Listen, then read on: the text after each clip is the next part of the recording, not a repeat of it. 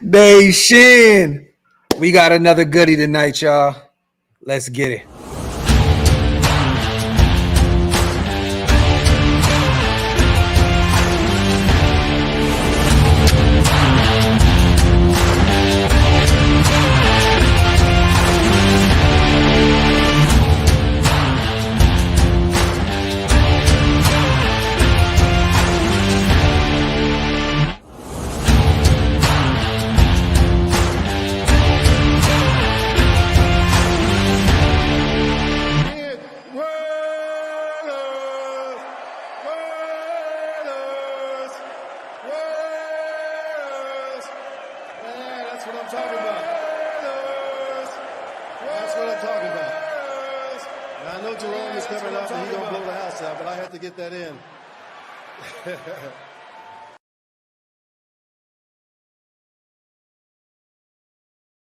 Yo, salute to everybody already here in the building, man. Y'all know what time it is, man. We have our brother.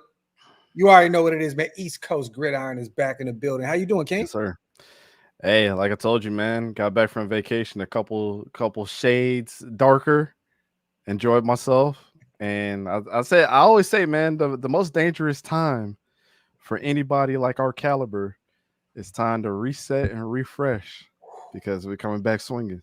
There you go. I love it. Do me a favor, you guys, everybody in the chat, salute to the greatest chat in YouTube history. I see the mods in the building, man, my guys, man. Do me a favor, if anyone can, please put East Coast Gridiron's YouTube link in the chat like we always do. Everybody go subscribe to one of the best film breakdown guys in the build. I mean, just out there, period, point blank. And I'm not saying that because it's family. Real talk. Go subscribe to our guy, man. He puts on a great show, puts out great work. Make sure you guys subscribe. We did this purposely. I did this deliberately because we had the show yesterday, with Dylan. Salute to my guy, Dylan, man. He's definitely going to be back on the show. We talked a bunch behind the scenes, and he's excited to get back on the pod, man. Salute to him. A great dude, man. We did this deliberately, man. We had him on the show yesterday. We talked about a lot of the stuff, that we can look forward to this upcoming season with him as a rookie, regardless of his special teams in the run game, as a receiver. I mean, the guy did damage all over the place, Dante. I mean, he was a monster, All-American back-to-back years out there in New Hampshire. Last year had over 700 yards rushing, had over 700 yards in the passing game. Well, I believe somewhere around 700 yards in the passing game. All-American, 18 tutties last year, 18 touchdowns. So, this guy is a touchdown machine. Before we break down, the tape, I want to ask you, and we've talked about it before, but I want you to refresh the nation. What are your thoughts on Dylan Laube, going into this year within this system, especially with Luke Getsy calling the shots, Aiden O'Connell or Gardner Minshew? How do you feel about him and where he fits with what we got going on? I think it's going to be a lot of trickeration that happens with the Las Vegas Raiders. Go ahead and call. Go ahead. It's all good. Oakland Raiders. I think it's going to be a lot of trickeration that happens. I think it's going to be a lot of, plays that come out of nowhere that you don't really see coming. I think you guys are going to have a lot of rotation in a lot of different places trying to figure out and confuse teams. And he's just another cog in that machine that's going to be able to provide that. I mean, I didn't know about Dylan Laube before I got to the Senior Bowl. Yeah. And I was happy that I was the first person to grab him for his first interview there. I don't know if he remembers that, but it's on my channel. I told my guy Sora, I said, go run and grab him. I got to pull him in. I seen him burn Quinyon Mitchell on a couple different occasions in the past game. He was running hard. All of us throughout the practice that first day, we were like, who is that dude? Yeah. Small school, New Hampshire, didn't have, I don't think, any offers outside of New Hampshire. And I mean, last year he had a phenomenal year, but the year prior, Dante, I mean, this guy was out there balling. He had over 1,200 yards on the ground, almost 500 yards receiving. I mean, and he had 17 total touchdowns the year prior. I mean, this guy had a ton of production, and he was the last running back off the board in this year's draft. That's insane, man. Like we were talking about it yesterday. He said that he thinks it played played a role in why, he was took last because of, the small school stigma that was placed on him. And, a lot of teams probably thinking that he's just a third down back, not realizing it's a lot of versatility there, Dante. Well, to his case, let's be honest. Kendall Milton out of Georgia was highly touted to come out in the draft around the 4th and 5th round. Yeah, he didn't get drafted at all, and Dylan Laube came in and got drafted.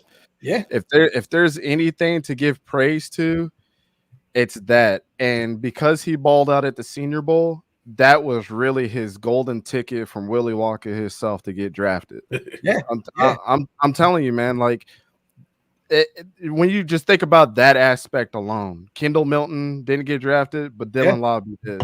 Yeah, that's not a fluke. No, not at all. We talked about that Central Michigan game. That definitely helped his cause. He was invited, to the East-West Shrine Bowl, the Senior Bowl. He received an invitation to the scouting combine. We were both there. What was your take in terms of the scouting combine? What did you think about, Dylan Laube out there? It wasn't blowing me away, but I didn't never come out of the combine when I seen him run. It was a lot of what I expected, just how he was in practice. Runs hard, physical. Obviously he's a smaller guy in stature, but as far as weight and shoulder length, I mean, he stood up there with the best of them. I mean, he's a bigger guy than what you think he is, especially when I talked to him in person. I'm like, okay, we're around the same height. He's 5'10", 208. He's 5'10". I'm a little bigger than him as far as size, but like, I wouldn't want to roll up on Dilly in the alleyway. Let's just put it like that. Real quick, man, salute to our brother Big Mike Raider in the building. Hey, man. Well, man, salute to y'all. Salute to the chat, man. I love it because every time I have my two brothers on the screen with me, it's like an off day to me. I get to just kick back and I get to learn. Man. You know what I mean? And this is a great opportunity for you guys to break down some things that I may not have seen. You know what I mean? There's a ton of production at the collegiate level with Dylan, like a ton of production. I want to ask you real quick before we get into it. Was there any specific games that you brought up? Is there what games are we breaking down today? Is there any specific what competition is it? Is it the Central Michigan game? Was it the Delaware game? What are we looking at today? So within my group of scouts and the people that we've tried to pull film from, it was like pulling teeth to get any person from New Hampshire to give out anything. And the only thing that we could find, and I waited specifically for us to do this live. I have not watched the film. I did not see the game. The only time I seen Dylan Laube play was at the Senior Bowl and in his workouts at the Combine. Okay. This is the game against Central Michigan that we're going to be watching. Okay. And you're one of the first guys that I've seen mention Dylan and talking to Dylan. So I know you had an interview with him before. I was the very first one at the Senior Bowl. To do me a favor and you hold me to this, Dante. The next time Dylan comes on the show, which he will be here, when it makes sense. I told him, he's like, whenever you want. No, we wanted to after a big game, or we want to bring Dylan on and bring that excitement. We need you on, Dante. You got to come on screen with us, and you got to have some fun with us. You know what I mean? Because I want you to break down what you've seen from him at the Senior Bowl and stuff like that. The chat was flying yesterday, so it was so difficult to get everything. I seen some of the stuff. I was like, yeah, you talking your shit, Aaron Jones. Jones? That's what he honestly, it's not the popular opinion, but the way I seen him practice in person reminds me if you were watching Aaron Jones in Green Bay. That's the first person that came to mind. And next was Alvin Kamara. And you can definitely see it. You can definitely see it in his game, how he modeled after Alvin Kamara. And if you had to teeter the needle, if you're watching Alvin Kamara, is he more like Aaron Jones or is he more like Christian McCaffrey? He's a little bit more like Aaron Jones than he is a Christian McCaffrey. Christian McCaffrey is just a different. He's a unicorn, bro. He's a unicorn. Yeah. I mean, but and take away ethnicity, take away the position. Mm-hmm. I mean, if you can find anything in his game to relate to Christian McCaffrey, hey, Big Mike, we got one, bro. we got one. I'm gonna hey, by the way, that was a phenomenal show. I caught it yesterday. Yeah, man. It was one of the greater shows that you did, bro. I got to give you props for that one, for sure. Thank you, brother. That means a lot, man. That really, truly coming from you, that means a lot. I'm going to ask you your take. We talked about, this draft class a bunch. Before we get into it, I want the chat to get, your opinion on, our running back, round 6, 208. How do you feel about, Dylan, and what do you expect from him in year 1? I think he's a steal, and I'm not expecting much from him this year. I've said this before, that he's going to make his mark in the special teams. He's going to compete for that third down back spot. And Amir Abdullah better watch out, because, they're – and hopefully they both make the team. I'm not trying to say Amir Abdullah is going to be gone. But, as far as reps go, Dylan Laube, let's fix that. Laube. He might take a brunt of those reps, Yeah. And I think his ceiling is he's going, tit for tat with Zamir White as far as carries goes, as far as what his possibility is. And I don't know if that's going to be this year.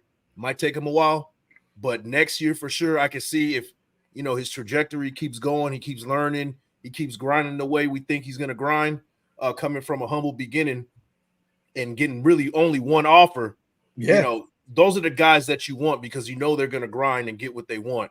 So I think this year he's gonna make his mark in special teams, but next year you're gonna see him maybe a 1-2 punch with Zamir White. And I think that may be one of the main reasons we brought back Amir Abdullah on that 1-year deal as a veteran. Outside of him being a really good special teams player for us and a locker room leader, we talked about that yesterday. I'm like, Dylan, has he put his arm around you? And he's like, definitely. That is a guy you can learn from, who's had a long career.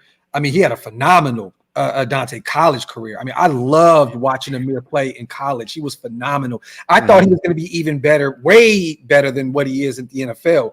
He had a lot of people did. Yeah, he had a few decent years. Don't get it wrong. This is no disrespect to Amir, but I expected him to come in and be great. But I think that he kind of came in when he came in a little bit. It's like the way the league is now, way it's designed now, where you have these two-way, in the passing game run. I think he would have been different coming into the league now as a younger Amir Abdullah. You get what I'm saying? Could you imagine, Reggie Bush right now in today's NFL, right? It'd be a different monster. I just feel like some of these guys kind of missed their mark in terms of coming into the league. But I digress. I think that Amir Abdullah, to me, came in when we started to see a 2-back set completely it was at the beginning stages of that.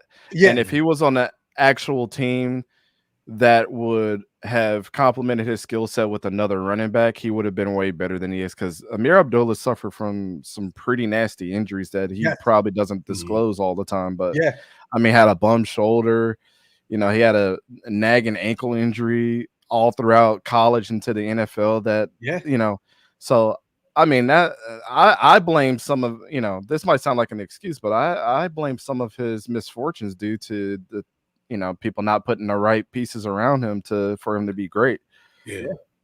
Detroit Lions. And it really comes down to fit. I mean, we say that all the time too. It's got to be the right fit. And for Amir Abdullah, he wasn't in the right fit early on, but he stayed relevant enough to stay in the league for as long as he did. So, definitely. So let's get rolling, you guys. Salute to the chat. You guys, do me a favor real fast. If you can't, wipe them feet, hit them thumbs up. If you're not subscribed to the channels yet, what are you guys waiting on, man? Make sure you subscribe to all 3. Make sure you hit that thumbs up over at Big Mike Raiders channel if you're watching over there right now. Also, make sure you subscribe to our brother East Coast Gridiron. Once again, both these brothers put on great, phenomenal content, man. So make sure you guys follow our guys, man. Once again, salute to the chat. Now, let's get this thing rolling, man. And tonight, you guys, we are battling against Trump and Biden. So I'm not. So I'm not expecting to go on here and have 1 million people tonight on the show. But this is gonna be great evergreen content that people can watch a year, 2 years, 3 years down the line, and definitely learn from, because we have 2 great football minds here, man, in the building. So I did want to say one thing before we get started about Dylan Laube. I gained a lot of respect from, not only I've already had a lot of respect from him already, but it takes somebody's ego to be pulled away. And I believe this is just, some things are just, you're taught through hard work. And I was sitting with his family at the combine, and you could just tell that they're blue collar people, and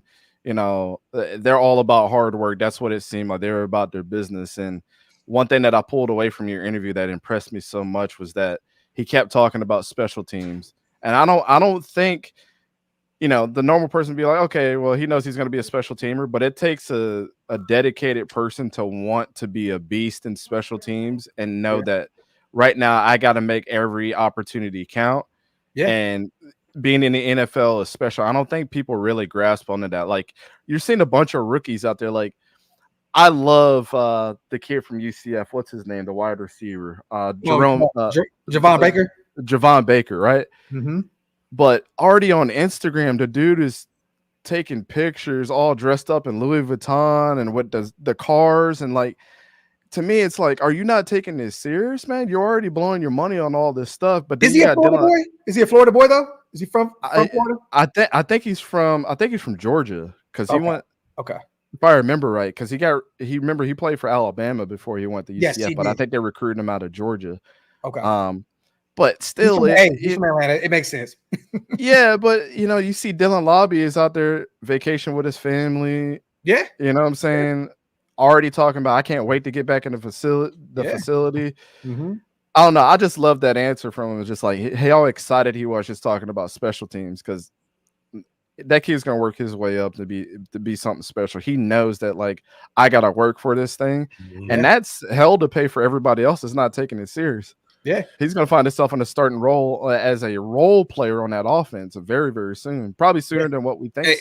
And you know what I noticed too? There was one thing that stuck out with me was the fact that he was talking about this draft class is so close already. Yeah, remember he was talking. He was saying that this is the closest. The people that were new to the building were coming in. They were saying this is the closest I've ever seen a draft class.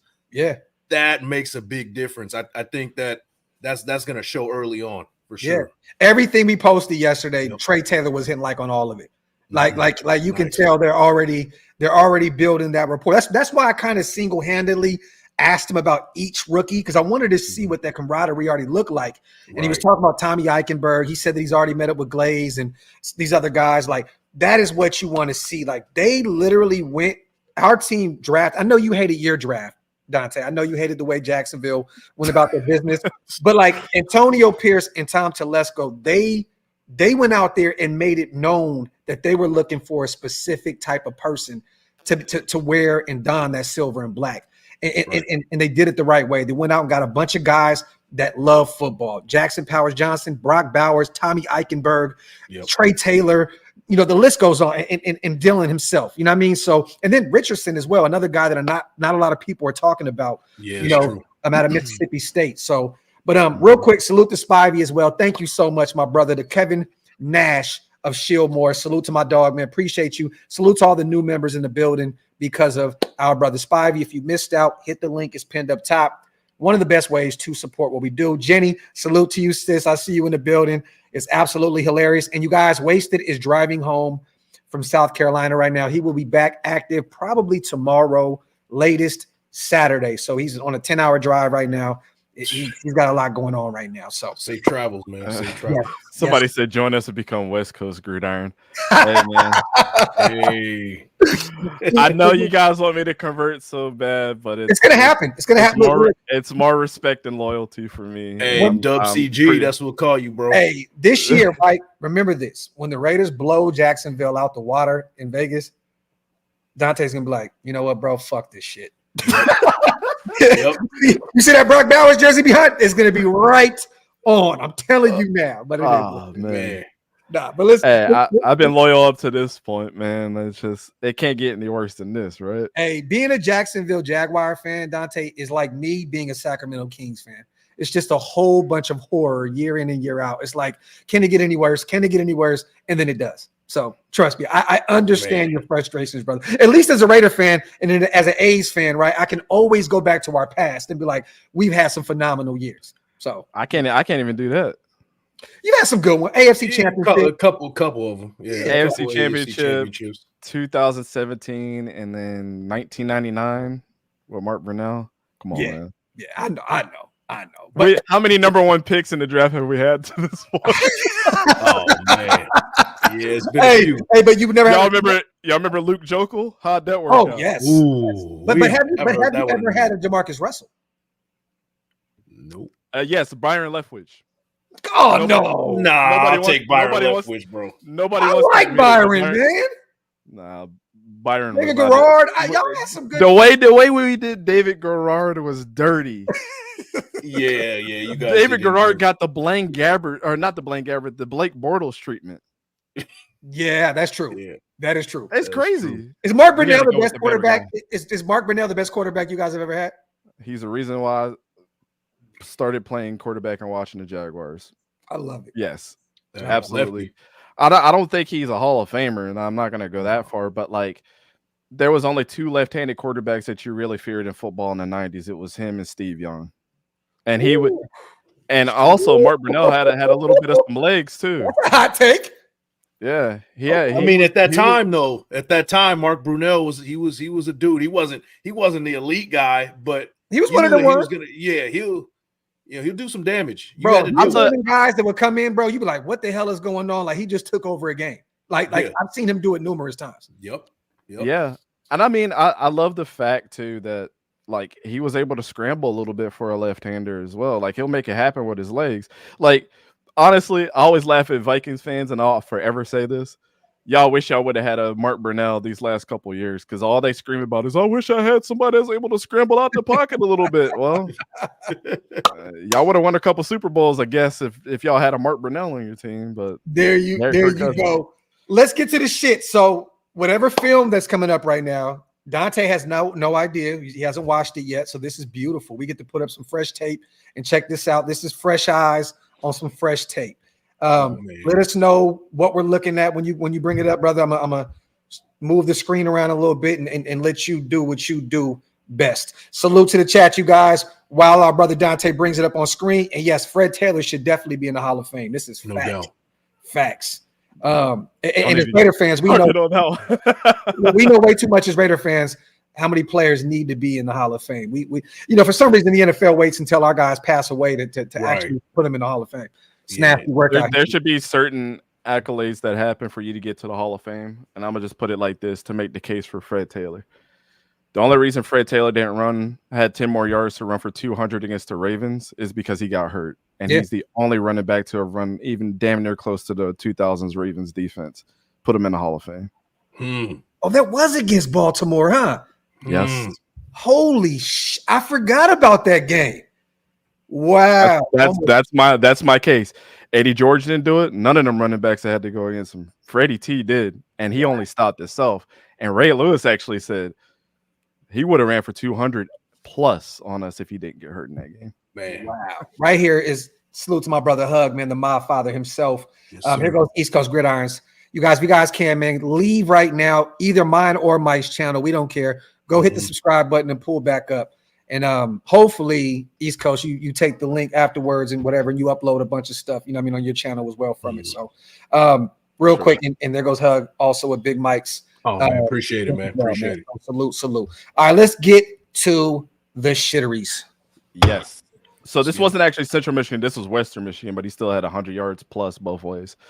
Oh, He had like 60 on the ground and 60 in the air. So let me move this around. Hold on. What was it last time? This and drag you over. Drag me over. There you go. Oh, let's get it. Right. Let me make sure that I get your porn off, bro. You don't want to have no wild shit pop up. Man, that's nasty work if I had that on there. Hold on. Yeah. All right, just a little breakdown for Dylan Laube in this game. He had 22 carries, 73 yards, no touchdowns on the ground there, but he did have 6 receptions and 63 yards and a touchdown in the air. So this is one of those games that I like to look at because you kind of get a real good taste, not only how he is in the passing and running game, but we get to see what his blocking is like as well. And to me, he was the best running back at the Senior Bowl to me. It's not next to Dejon Edwards, but it's not even close. Those two were amazing. Nice team. Where did Edwards end up going? The Pittsburgh Steelers. They're gonna. I looked at literally. I went when he got picked up by the Steelers. It was like immediately after the draft too. I walked in the living room. I looked at my wife and I just stared at her because she's a Steelers fan. And she's like, "What's wrong with you?" I say, "You motherfuckers got Dejon Edwards." They're gonna move on from Najee, and him and Warren are gonna. Yeah. We talked about it, man. We talked about it. People think we're crazy, but that dude's gonna come back to the West Coast for some team. Raiders. Nah, we don't need him.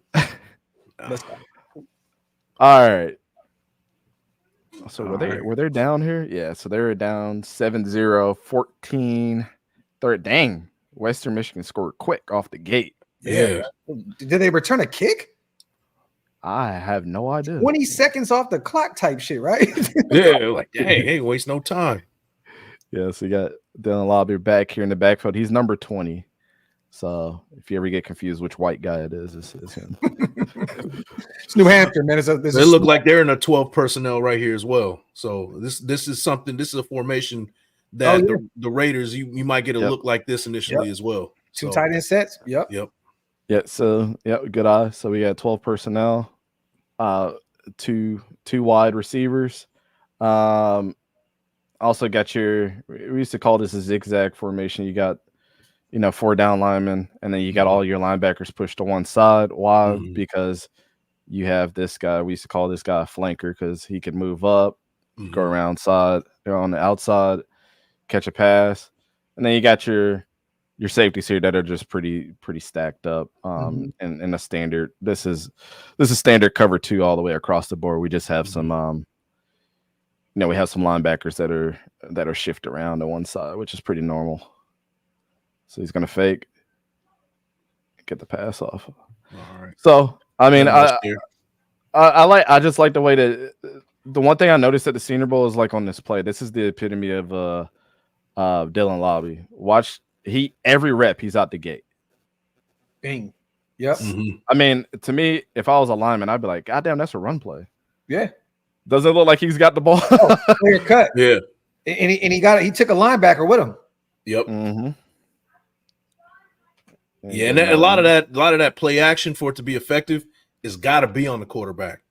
He's got to really sell that handoff, right? For sure. So, and this is probably something that they run wise, where they have the tight end motion over, and they run like almost a counter, maybe a GH counter kind of deal.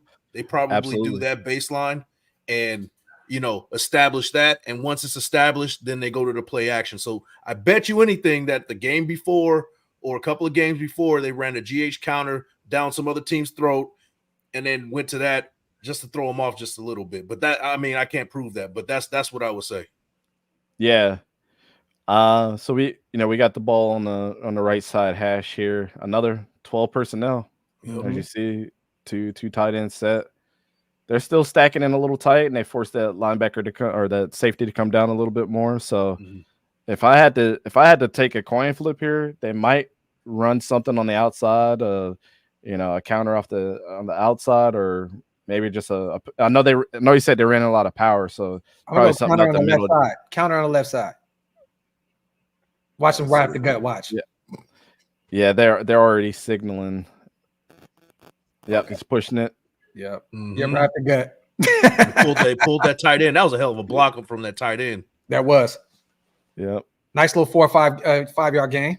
Yeah, but you see how the thing about Dylan is just how hard he runs, man. Yeah. Oh yeah. Trying to find a gap already. He found one. He didn't really have that much space, but he didn't. Hey, lower leverage. He's a little slippery, huh, Dante? I feel like he has a little bit of elusiveness to his game. A lot of people don't really talk about that when they mention him. They look at that, when we think of Dylan, we think of hard-nosed football, like hard-nosed. Like he kind of provides a little bit of elusiveness. But he's kind of slippery a little bit. Right. Yeah. So if you're seeing this right here, all this congestion, I'll tell you one person in the NFL that was better at getting out of congestion than anybody, and this is a name that people haven't heard in a long, long time. And he was a smaller guy like this, but Darren Sproles, you remember up the middle, they used to run a lot of power, and he used to just get out and get 7 yards, and you would just see him falling down. Yeah. That's what this reminds me of out of this play right here. Is like a Darren Sproles type. And Darren Sproles is good out of the backfield too. Yep. Mhm. So that's another comparable. You can compare him to a much bigger Darren Sproles, but just finding that small hole and being that threat out of the backfield that you can compare. Similar skill set. There was a lot of people in the chat yesterday mentioning Darren Sproles as well. And then after the video uploaded, a lot of people were commenting, I see a lot of Darren Sproles. I could see that, even though Sproles was a lot smaller. Oh, yeah. That was nice. That was nice. Just a nasty run. Mm-hmm. Now, this is a FCS school going against an FBS school. Like Western Michigan, what they got going on nowadays, they're not any pushovers. I mean, they're not. We just had Marshawn Nealon, that's with the Cowboys right now, come out of the school. Now, this was in 2022. Remember, before that, the year before that, Sky Moore got drafted from here. So they're producing NFL caliber guys, just to keep that in mind. So when people are like, "Who's Western Michigan?" I was wrong about Sky, Dante. I thought that he was going to be one of them ones. I don't know if you saw my Twitter post about players I was wrong about. You mentioned him? I was too, though. Yeah, I was too. I thought he was going to be one of those guys. You got Patty Mahomes out there, and you can't. What is the most he's probably had, like 200 yards receiving? Like it's nasty work. Nasty. I think he only had like 300 or 400 yards last year. That might be pushing it, but like, I just don't know if they don't know how to utilize him. But I can tell you, I was a late bloomer on him, and I went back and I watched. I think that's the most film I ever watched in a player in the last 2 years. To be honest, 244 last year. The year prior, 250. Yeah, he's done nothing. Seems to be his. That's his number. I watched about 8 or 9 games of Sky Moore, and I never do that. Usually I'm like at a 5-game limit, and I know that I've seen everything I could see. I was just like, God, this dude is fucking incredible. Yeah. Never panned out. I don't know what it is. Maybe he just sucks at practicing. I don't know. Because Andy Reid he's not a pushover. Like, if you ain't practicing hard, you ain't playing in the game either. And you got the best quarterback in the game, and you need one of them receivers to step up, and he hasn't. It's just insane. Yeah. What are we looking at right there, Dante? So it's just it looks like 12 personnel again. Yeah, 12 personnel again. They're pushing up front, trying to prepare for that inside power run again, just in case. There's nothing really there. Just doing his job, get to the outside and the swing. Yeah. All right, so this is the first time that we're seeing stacked receivers here. Okay. One thing to note, you got one guy, he's got no help. I don't know. If that safety kicks down? I don't know why the safety's not kicking down. These linebackers look like they're shifting over. Yeah. And this is interesting. Yeah, they only got one tight end out there, so this is just. What would you guys do right here if you see that defense looking like that? I'm looking at Dylan out the backfield running towards the right side. What was the down and distance? You know what I mean? Like just run behind those two receivers, block the fuck away. Yeah, it's you definitely got the man advantage on that side for sure. So a 2nd and 9, you're in the middle of the field. So one thing I always used to worry about is where the 50 was, because you don't want to turn the ball over. You're gonna it's gonna be as good as a punt as a bad punt at this point in time. So do we play it safe? Do we get to the outside the numbers, a throw there? We got a man advantage basically by 3 eligible receivers on this side. Yeah, you can have Dylan swing on this side. I mean, that's probably what I would call if I'm the quarterback right now, and he's probably going to take a fake and then swing out this way, which you never know if you're going to have a favorable matchup here. There's going to be a lot of guys shifting. As soon as I seen these linebackers communicating, all right, this is not going to be the strong side of the field anymore. Yeah. Let me go ahead and tell Dylan, just go ahead and swing it here. Yep. I don't know what his signal would be, but that's what I would call as a quarterback. Like, you got a high safety here. The worst that we're going to get out of this play is 4 yards, maybe 4 yards. Top. Yeah. So he's 2nd and 9. I'd be good at coming out of there at a 3rd and 5, and close to the 50. You got 2, potentially 3 leading blockers in front of you. Get the ball to him on the outside. Let's see what happens. Yep. So they had a guy shift down. Yeah.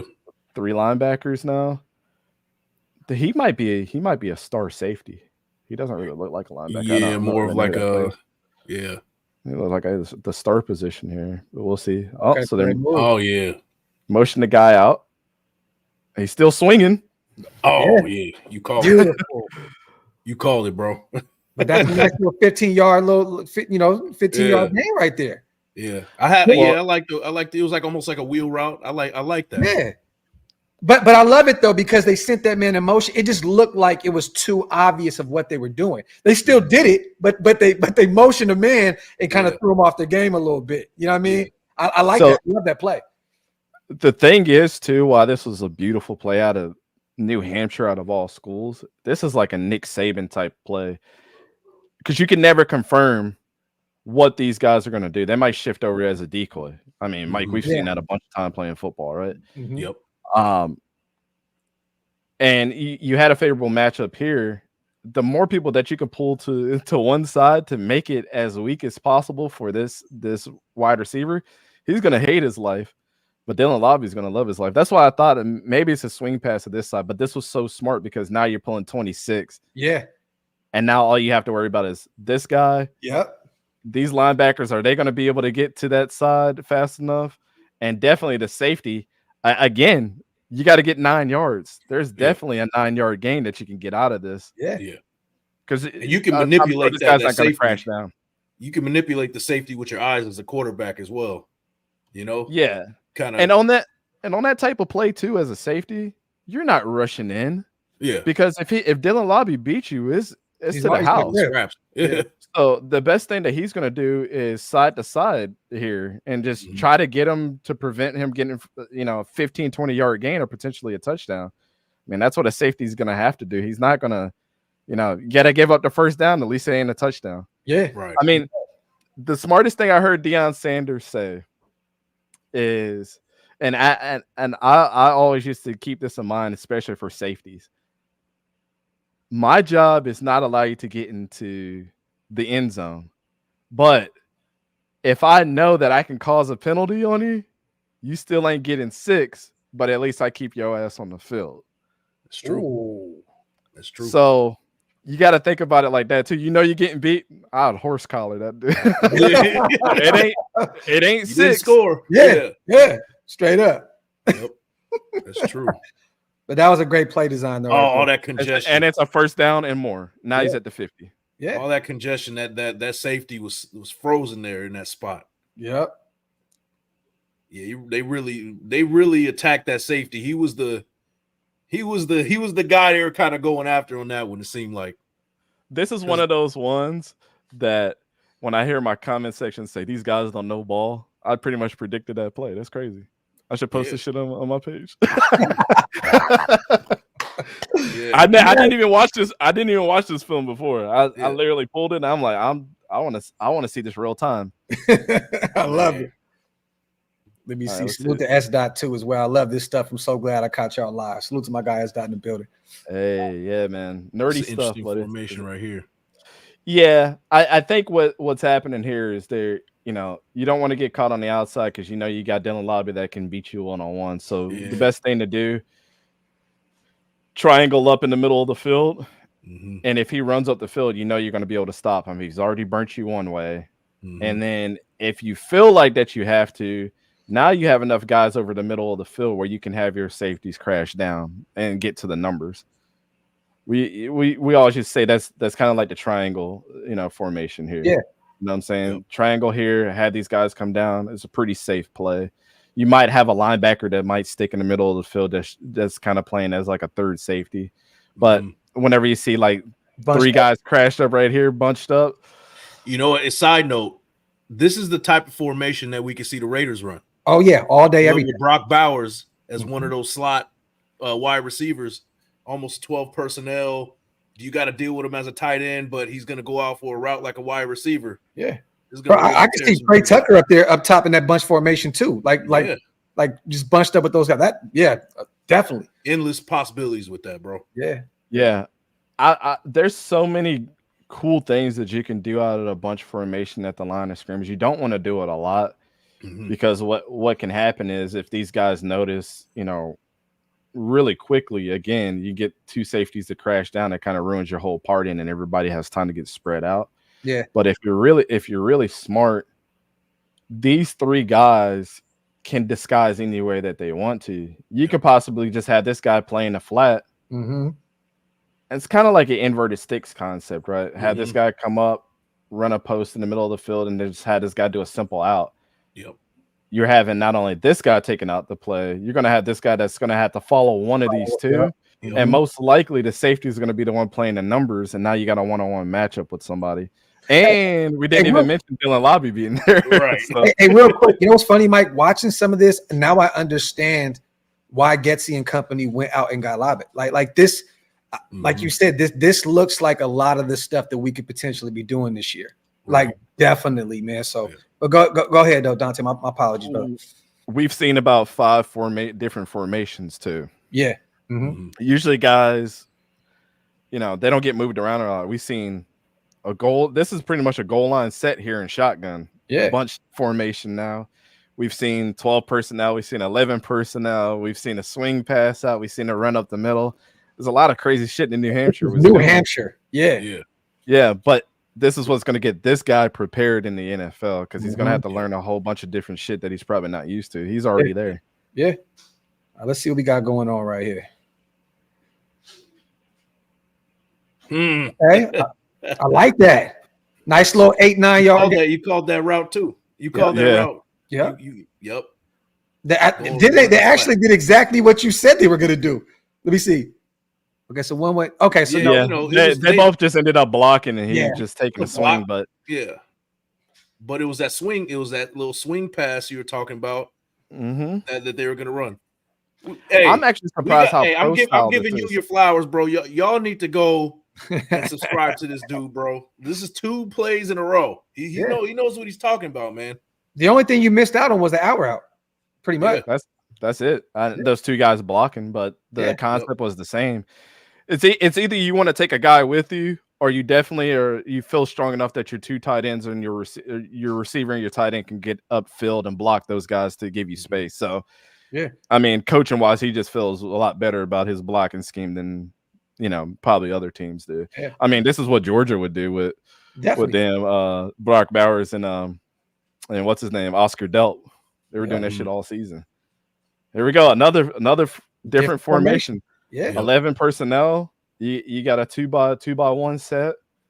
Yep. They keep going to this cover 2. I believe this is probably going to be a run up the middle of some sort. I feel it coming because he's stacking them at the line. Action. Oh, that was disgusting. Yeah, I don't know what the fuck he got. Like the quarterback, bro. What's the deal? The QB is falling his ass, bro. What that? Like, bro, you had all the time in the world to get rid of that football. He got sniped, bro. Like, what was that?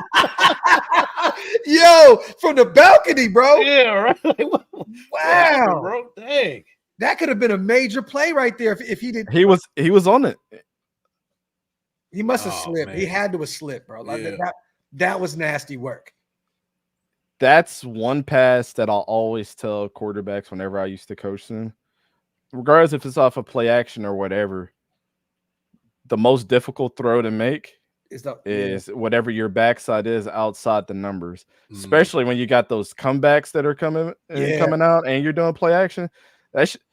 People will shit on Daniel Jones, and I'm not here to toot his horn, but that motherfucker can make that pass. Yeah, and every time I'm like, damn, y'all gotta get Danny Dimes his flowers sometimes.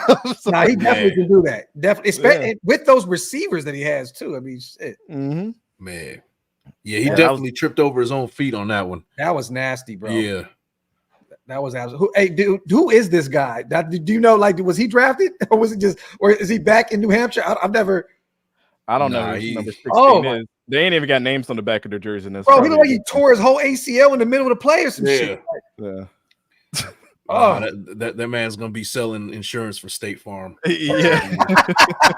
And that's all right. That's a solid career. Like, do your thing, bro. Get your degree. You know what I mean? But yeah, that was bad. That was real nasty. quick before you go to the play. Salute to S. Dot. I really, really hope we keep Guyton to go with Tucker so we can have post and street gunners to open up that field. Because Laube, Zeus 440, and Speedy Bowers can cook the hell out of the middle of the field, man. Salute to S. Dot, my guy. Yeah, man, people keep forgetting that Dot that Guyton is on this roster. I don't know if he's going to make the roster. Did y'all play the Eagles this year? No. That's a great thing because Quinyon Mitchell would be looking at Dylan Laube in the backfield like, oh shit. Like, you motherfucker. Yeah. I saw it firsthand. People want to sweep that under the rug, but it was this little white dude from New Hampshire that was giving them that work in the passing game. Now we got the NFC South this year. Okay. Yeah. All right. As you see, Dylan Laube is now gonna do a trips bunch right at the top. Again, what are we worried about? Probably got a hot read right here, but these dudes ain't really been doing anything too hot. They don't want to get in the pressure of the in the face of the quarterback. Yeah. We got a favorable matchup again. Yep. Safety's back here. He knows it. I need help. Nobody's getting alerted. Yeah. You got this guy. Who's this guy? Where you going, bro? What you doing? Get some work. There's no tight end. Yeah. You got this safety out wide. Wait. No, he's gonna drop down and get that slot, right? You hope. If it was me and I just rolled Dylan Laube out, I'm telling him to get right up the seam. This is a seam killer.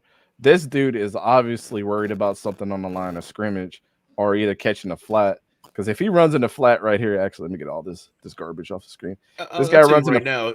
He's already burnt. There's all this guy has to do is this, and it's over. Dylan Laube just going right up the field. Yeah. Let's see what we got. Nope, screen pass. He's already toast. Still, first down. Yeah. And it could have been way worse. Way worse. Because look, definitely. If you tell me right now, if this dude wouldn't have ran a seam route, this safety would have been cooked. Yeah. Or he either could have just ran a simple post right there. He would have been done. They one thing I'm seeing right now, Big Mike, is that they're having his quarterback get rid of the football real quick. Oh yeah, in a hurry. Yep. Yeah, he's not standing back there for a long time. This is get rid of the football. Yep. Boop, gone. Easiest job in the world, man. Yep. But that was still a good play. Simple, but effective. And he's such a fluid runner too. Yeah. That's why I think he's like an Aaron Jones type. But now I can see that. I'm starting to see a little Aaron Jones in his game. Because Christian McCaffrey is like a monster truck kind of runner. Like I think Dylan Laube has a little bit of that in him too, especially when he's running up the gut. I think he's got like that, the Isaiah Pacheco where he's just wanting to. He's got a vendetta against the grass for some reason. Like, right. He's just running angry. Yeah. The grass fucked his sister or something. Now he's trying to slap him in the mouth. Like, man. But nah, that I just think like when he's in open space, he's fluid like Aaron Jones is. Like, you know how like Dalvin Cook was at Florida State, just like very fluid but ran hard. That's how Aaron Jones is to me. A little bit when he runs, it's just smooth, like nice little motion in the hips and everything. And that's what I think. That's why it just reminds me of, if you were to turn his skin color brown, you couldn't tell me the difference. Yeah, no, Aaron Jones. Facts. What are we looking at right here? Another bunch formation for everybody. They're scared of something being on the outside. That's the only reason you're gonna bunch them up is disguise this. I'm going up the gut right here. Number 3 is coming down, I guess, to get this guy in motion. They've been running a lot of this. It's motion. Yeah. I don't like that delay, man. Yeah. I had a feeling they were going up the gut, and that was nasty. Yeah, I didn't like that. Lost a few yards on that play. That was a poor play design right there. Yeah. I feel like the offense coordinator probably thought they were going to crash the outsides like they've been doing because you notice they've been attacking outside. They only ran the ball up the middle one time. Yeah. Again, this could be just a filling out process, dipping your toe in the water. Like, where can we run up the gut? I mean, better than anybody. Not every play is designed to score. Yeah. It's sometimes it's designed for the next one. Yeah. Set you up for the next couple plays. So. Well, his whole line did him no justice, Big Mike, on that play either. They crashed and got in the backfield real fast, quick, fast, and hard. That's true. Yeah, that might be another reason why they get rid of the football so quick, Dante, that the O-line might be ass. I'm sure it is against Western Michigan's defensive line. Yeah. I mean, it's two totally different. I mean, just look how big their defensive line is compared to their offensive line. Man. Wow. Yeah. Now that you pointed out, bro, that's Yeah. crazy. Here's the difference between FBS or FCS and FBS football. Yeah. Big They difference. look like undersized defensive tackles. They're like a bunch of Byron Youngs out there. Yeah. You know who the fuck these guys are? Guys that didn't get into Michigan because the guys in front of them already committed. That's true. And so they mad as shit. Yeah. Cornbread fed boys from the country. A bunch of 2-3 stars. Yep. Looking to make a point. Yeah, those are those type of dudes. Yep. Yeah, they crashed down quick on that. Okay. Out the backfield. And I was gonna say, I think they're gonna go right across the middle. I think that's what that up the middle play was gonna be. Again, like you said, Mike, you just dip your toe in the water to see what the next play is gonna look like. Look, they're crashing everybody. Everybody's confused. They're crashing the outsides. One little safety. Yep. Bam. At that point, you're just taking what you can get. Bro, we gotta acknowledge though the game speed out of Dylan right there. That he was a rocket, bro. Like, yeah, you see the speed out of the backfield right there on that specific play. He was pew. He took off. Yeah, bro. Right. Yeah, bro, he took off. I'm telling you, that's the one thing I noticed in practice. That's why I love going to, and I encourage anybody that wants to get into the media, man, get to a game like the East West Shrine Bowl or the Senior Bowl, because you get to watch the practice. Yeah, and that's how I'll tell you two guys I was really high on. Byron Young, that's with the Rams right now from Tennessee. Yeah, because every fucking rep that dude was a monster, and I think he was tied or either under the most sacks for a rookie last year. No, he definitely was in. He definitely was in that category. I know he was up there, but I was like, I tried to tell y'all about Byron Young, and then Keon White from Georgia Tech, that's up at the Patriots. He's gonna have a breakout year this year. Hey, Mike, do you remember us thinking that we drafted him? Because we didn't remember seeing Byron Young go off the board yet. The tennis. I thought it was that guy. I'm like, we got the kid out of Tennessee. This is, and then it's everything. We were drinking, we were blasted. Yeah. Then we see Alabama, and we're like, oh my God, we reached in the third round. We did, yeah. I'm like, there's no way, bro. Like, what the, and oh man, yeah, that kid is cooking out there. But he had Raheem Morris out there last year too, though. Dante, like, things may change a little bit this year. You know, them losing a phenomenal defensive coordinator. Can it? Maybe, but you just brought in Jared Verse and Braden Fisk as well. Nope, that's facts. Holy shit. That's facts. I don't know if did you guys see that video of when they drafted Braden Fisk? Yes.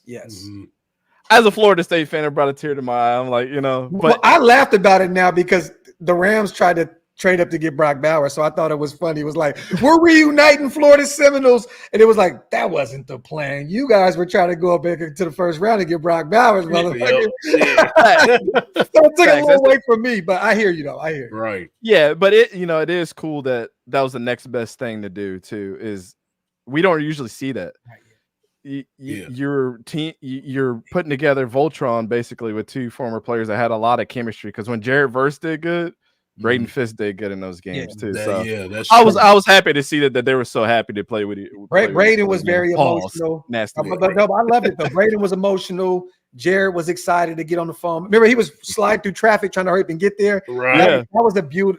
That's what we love to watch. That's why we love to watch the game. That was my favorite outside of Brendan Rice getting drafted to the Chargers. Yeah. When he was at his buddy's funeral, it was a bittersweet moment for him. But you never know what demons that you're going to awaken from moments like that. Because Brendan Rice might be as good as his dad. Nobody fucking knows just from that one moment. Hey, that's a lot to ask for, but you never know. You never know. He might be quiet and put his head down and do what Jim Harbaugh, what he says. It might become a demon. Who knows? Well, I hope it never works out for him. Oh yeah, because still the Chargers. No disrespect to him, bro. Yo, what we looking at right here, man? Once again, are they bunching them up on the top right? Yeah, I'm trying to see if they're not. They're just an 11 personnel here. Oh, okay. I don't know if Dylan Laube's going to go back here, but this is the first time we kind of see the safety creeping back a little bit. Is that the tackle standing up? Yep, that's the both on the right hand. Okay, yeah, that's the tackle. Yeah, both tackles. I'm not sure what they're scared of why they have a single deep safety here. They haven't really been threatening up the seams. I don't really know why. Yeah. Western Michigan is a little confused. Let's see what we got. They got all kind of hot reads around the ball. We got 1, 2, 3. Maybe this guy, number 9 in motion. Mm-hmm. What we got cooking? Oh, that was okay. Oh! Who the fuck is that guy? Bruh, whoever the hell that was, he leaped. Yo. Okay. I love that. And look at Laube picking up protection too. Yeah. Being very vocal back there. I love it. All right, look how he takes number 20 out. Yep. Bro, that was the key. That was the key to this fucking play. Dylan created that whole thing. Yeah. That one little look at this. Right in his face. You going my way. Yep, 20 out of there. Damn, that was a beautiful play right there. Yeah. That O-line definitely almost gave up a sack again. Thank God the quarterback escaped the pocket and got out of there. But that linebacker was shitting himself as soon as he made that cut. I'll tell you that. Definitely. That was beautiful. Throw it to Michael Crabtree right here. I know, right? He looked like him too. Yeah. I know. He looked exactly like Michael Crabtree. Built like him, stature and everything. Yeah. Damn, that was a beautiful play. That was nice. Wow. Man. Yeah. Nice play. I like their play calling though. I'll give them that. Coaches they are creative, Yeah. Look at this. 3 trips bunch down to the right side of the field now. Dang. Still, these dudes are playing cover 2. I'm surprised. We got to die on that hill tonight. Yeah, for real. I'm surprised they don't just take this over the middle and have this dude go straight up the seam right here and take this guy on the trip on the outside. What it seems like is that they're happy with just kind of nickel and diming them. Yeah. I think that's what it is. Beat them up. Just slowly, just bing, bing, bing. Mm-hmm. Yep. I feel them. Jab, jab, jab. Sometimes that's the way to go about the business. Yeah. Sometimes you got to play the long game. Yeah. Y'all got the mod fathers. I got the mod mothers in the chat. Dana, she already got me with the names. His name is Joey Corcoran, sophomore wide receiver, 6'2", 209. Okay. Man. There you go. Salute to Dana. Right. Salute to Michael Dana. Crabtree, the mod mother in the chat. I love it because Sarah said the same thing. She said, I want to be a mod so you guys can call me the mod mother. I love it. Hey, Flores wants to ask real quick, how do you feel about Laube's pass blocking skills at this point? He's a demon when he's asked to do it. Yeah. I can't say enough good things about Dylan. I mean, he was definitely one of my favorite running backs in practice. He took every rep hard. He's a willing blocker for sure. You know who Brevin Spanford is out of Minnesota? Yep. And how menacing he is, just his stature. Dylan was blocking safeties better than Brevin Spanford in practice. Flores, you know who he reminds me in terms of blocking is a Jalen Richard, another former third down back that his bread and butter was the blocking game. You know what I mean? And getting it done in the passing game. He kind of reminds me of a Jalen Richard in regards to the blocking game. For sure. Yeah. I think this is just going to be another swing pass. I'm just guessing. Damn, that was nasty. See, they're trying to nickel and dime at this point. Like they're happy with just getting a few yards instead of going for that home run shot. Because initially it looks like, man, you can exploit some big vulnerabilities, but they're going for the safe shot. And that corner ran through that receiver, Big Mike, and broke that pass up immediately. Right. Now, whoever number 23 is, this would be one of those, like if I'm in the film room with them, be like, this is what we need every fucking down. Mm-hmm. That was an amazing play by the corner. Yeah, You play physical enough not to cause a penalty, but to break up a play. Beautiful. Let me see. Man, I don't know about you. If it was me, I'm working number 20 like a part-time job. The linebacker from Central Michigan, because if he's on Laube most of the time, you got to exploit that. For about 3 plays, I've seen number 20 on number 20. Yeah. So at some point, man, you got to exploit that. Oh, there goes our boy. Got to bounced it out. Yeah, he made nothing into something right there. My goodness. And he earned those few yards though. Mm-hmm. And once again, that O-line was struggling, man. He had to bounce out a few times on that play. All it took was Oh one my block. God, that guard got absolutely fried. Dante, did you see that? Mhm. Was it the guard or the center? He got bullied, bro. You know what's crazy is that there was 3 guys pretty much in a lane, 3 defenders. I don't know, like kind of in the middle, and they really made no move. They kind of just froze in time. Like that just shows how afraid they are of Laube kind of, making a highlight film out of them, because they just kind of froze there in time when none of them really made a move. I don't know. That split second, it was like, what's going on, bro? Like, man. Run that, turned nothing into something right there. That's impressive. I want to see what Mike is talking about. Run that back, but I want to see. Watch that. Watch. It's the center, bro. Is it the center that got absolutely? No, it was the left guard that got. No, it was the center. He got fucking smoked on that play. Yeah, he didn't know what to do. Wow. Like number 20 is like, holy shit! Yeah, who's like the hokey pokey right there, bro? Like, that DT absolutely destroyed him. But Mike. Yeah, Dana, who's number 55 on Bruh. Western Michigan? That looked like Braden Fisk right there. I know, for real. Oh yeah. Oh my God, he almost pushed him into Dylan. That's the definition of something out of nothing right there. Mm-hmm. Number 20. What was so beautiful about this run from Dylan is look how he creeps inside. Yeah, like he is it 56? It might be 56. Whoever what the defender? Yeah, D tackle.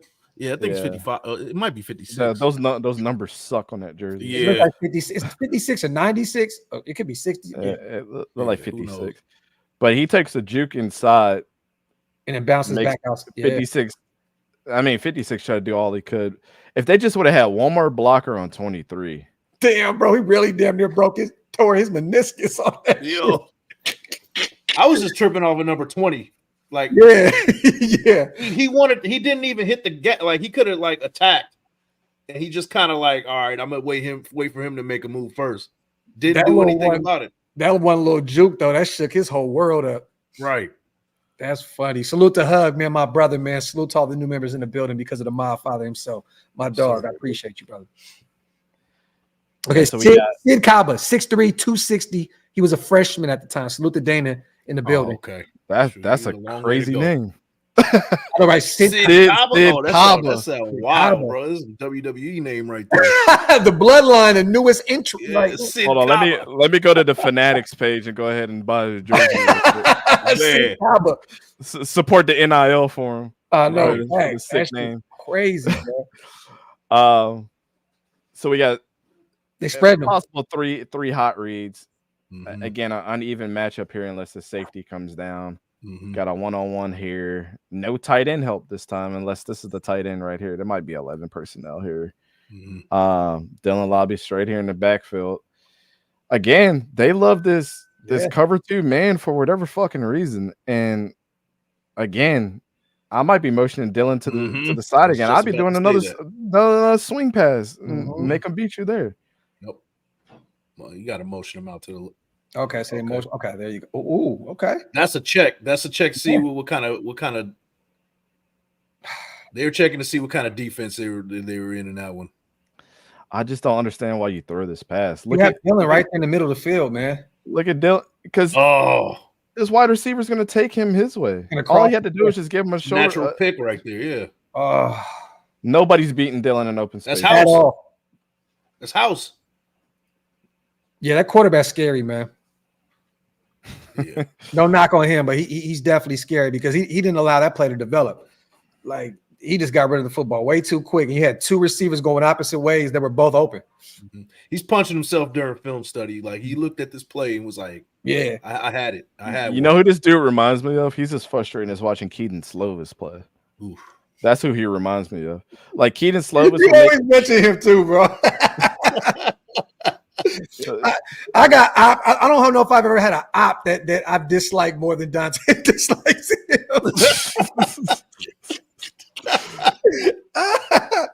Yo, I try to like him, man, and it's so up and down with Keaton Slovis, but it's like at the beginning of the game, he made a couple cool passes. Like, all right, it's a pro style pass, and he do this bullshit. That was nasty work, though. Definitely didn't go through his progressions on that one. Uneven matchup here. Doubling them up. Raider, I got you, man. Graphk, my son Cruz ain't feeling well. Salute to Cruz, man. Get well, King. Salute to my guy, man. Real talk. Prayer hands up for my guy, man. Salute to Cruz. Cruz, man. Definitely. All right, motion, man. Okay. Dylan Rap. Okay. Man, bro. That don't lie. As creative as they are with the formations, the execution ain't there, bro. Yeah, it's just not. And what you think had Dante 60 yards on the ground this game? Yeah, he had 60 yards on the ground. Yeah. This is all offensive line. There's nothing that Dylan could do. Yeah. Not even Barry Sanders could have got through this shit. So that's nasty. 66 missed the block big time. Like, yeah, you gotta. Well, if you look at 3 linemen standing up and they just standing there, yeah.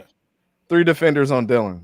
It's nasty work, man. Nobody got work. Like, what's the deal? Yeah, that's grounds to get your ass kicked all week in practice. Right.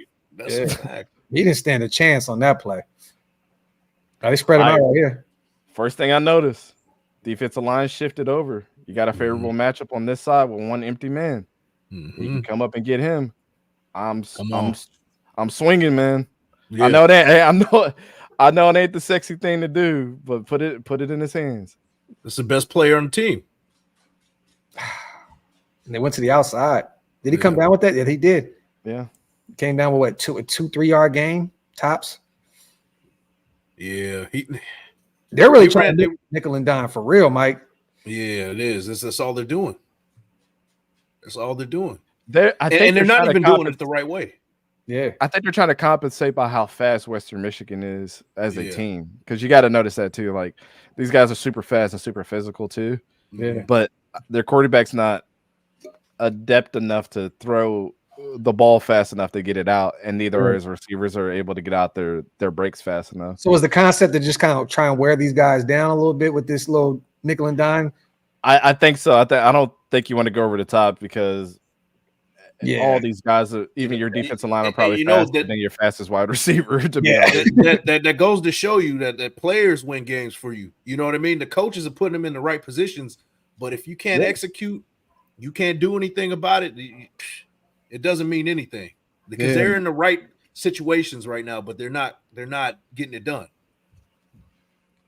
This is so frustrating to watch. It is. Like, you're not using. They could have utilized Dylan right there in an inside power run, but look at the guy that's in the slot right now.